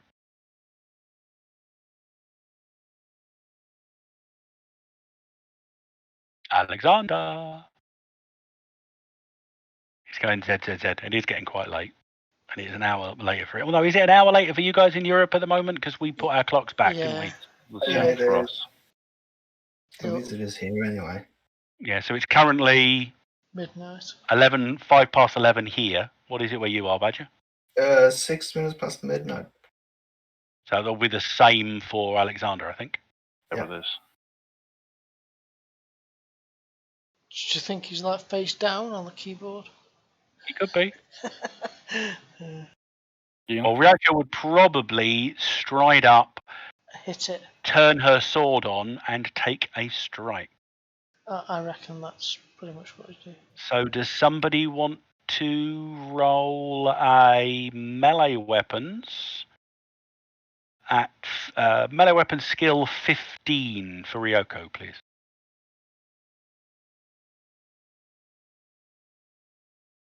So if I just turn the... You can use your test if you want and just put a 15 in test and use that. Red/TORG 15. Or that too.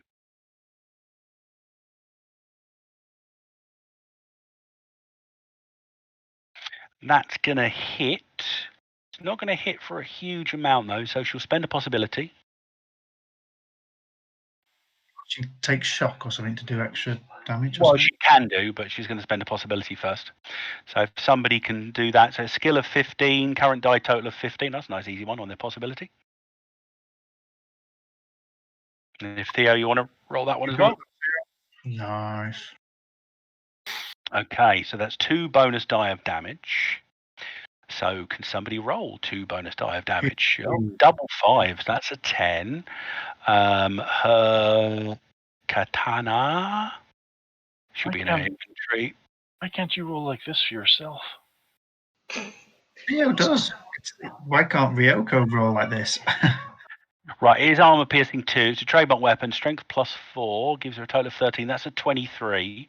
The thing has got +5 toughness because it's not an area of effect weapon, giving it a toughness of 12. And she does have AP 2, giving it a toughness of 14. So 14 versus 23 is enough. It does only have 1 wound. So we will end the session as Ryoko's katana comes out of its scabbard, crackles with electricity, sweeps in a wide arc over her head, coming within inches of the hydrogen bladder, but then strikes down. And 2 things happen.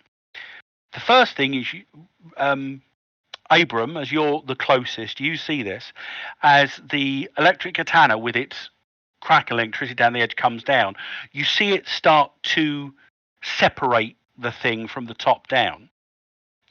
But then there's a brief second as it separates, and then the electricity ignites, and the creature just immolates in a split second. It's not like a big hoary explosion. You know, when you get like a balloon filled with hydrogen or helium or something like that, and you light it. There's a very brief of explosion, and the thing just dissipates instantly. Exactly. There's a low woof explosion. Sam, you see the core of the thing just do exactly as it has done every single time you've watched it before, as it zips up through the bladders to the outside skeleton. And is very quickly. It does that as well. Abram, there's a little bit potential singeing on the front of your hair, but nothing more than that. And we will leave it there and come back to it next week because we've gone 11. Cool, thank you. Thank you. I'm just amazed Ryoko didn't stab the bladder. Very close. Yeah, Cheers, could John. have worried. Yeah, you did it at the end, Alexander. I got the impression it's gone 11, so you're probably a bit tired. So, Yeah, I'm totally naked. but No you killed the last iteration of it, so you continue on into the darkness of the bladder See what would have happened. Oh my god. next See. week. Yeah, you would have done just as well. And you rolled a possibility, so roll that again and add to it. You almost rolled. In fact, you did roll slightly better than Theo did on your behalf. He rolled a 15. You rolled a 16. And there I was teasing you. And then that would have been a total of a 30. So not too bad. Okay. And now I stop before it gets ugly. All right, guys. Thanks. Good night. Stay safe, Next week. everybody. Nice to hear you again, Kerry. Harry, quick question. Do I have to come up with a reason why Sam disappears again next week, or are you going to be able to make it next week as well? I hope I can make it next week. I will plan for you to be here then. Nice to see you again. Yeah. Or here, anyway. Here. Night, everybody. Well, Sweet dreams. Cheers, John. Cheers, John.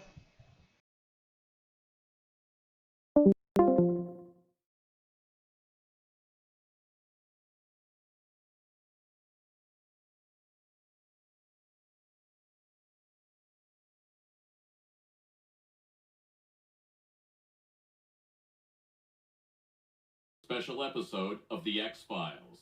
Viewer discretion is advised.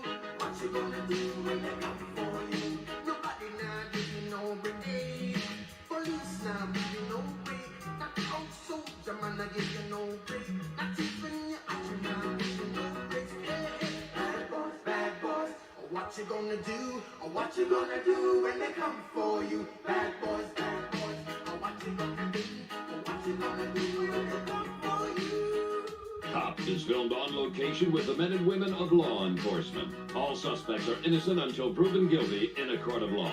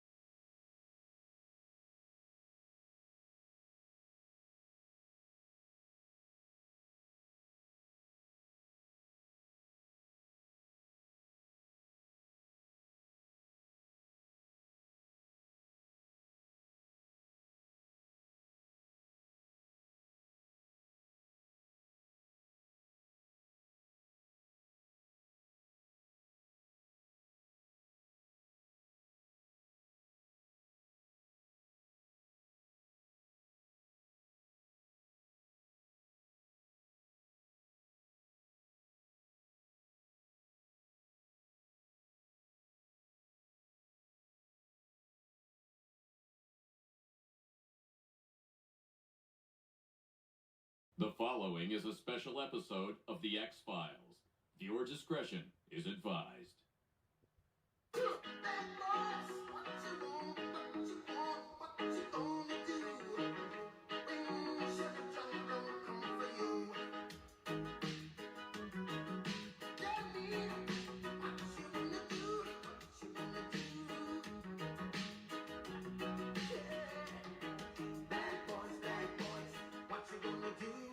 you gonna do when they come for you? Bad boys, what you gonna do? What you gonna do when they come for you? Nobody now give you no break. Police now give you no break. Not out soldier man I give you no break. Not even your action now give you no break. Hey, bad boys, what you gonna do? Or what you gonna do when they come for you? Bad boys, or what you gonna do? Or what you gonna do when they come for you? Cops is filmed on location with the men and women of law enforcement. All suspects are innocent until proven guilty in a court of law.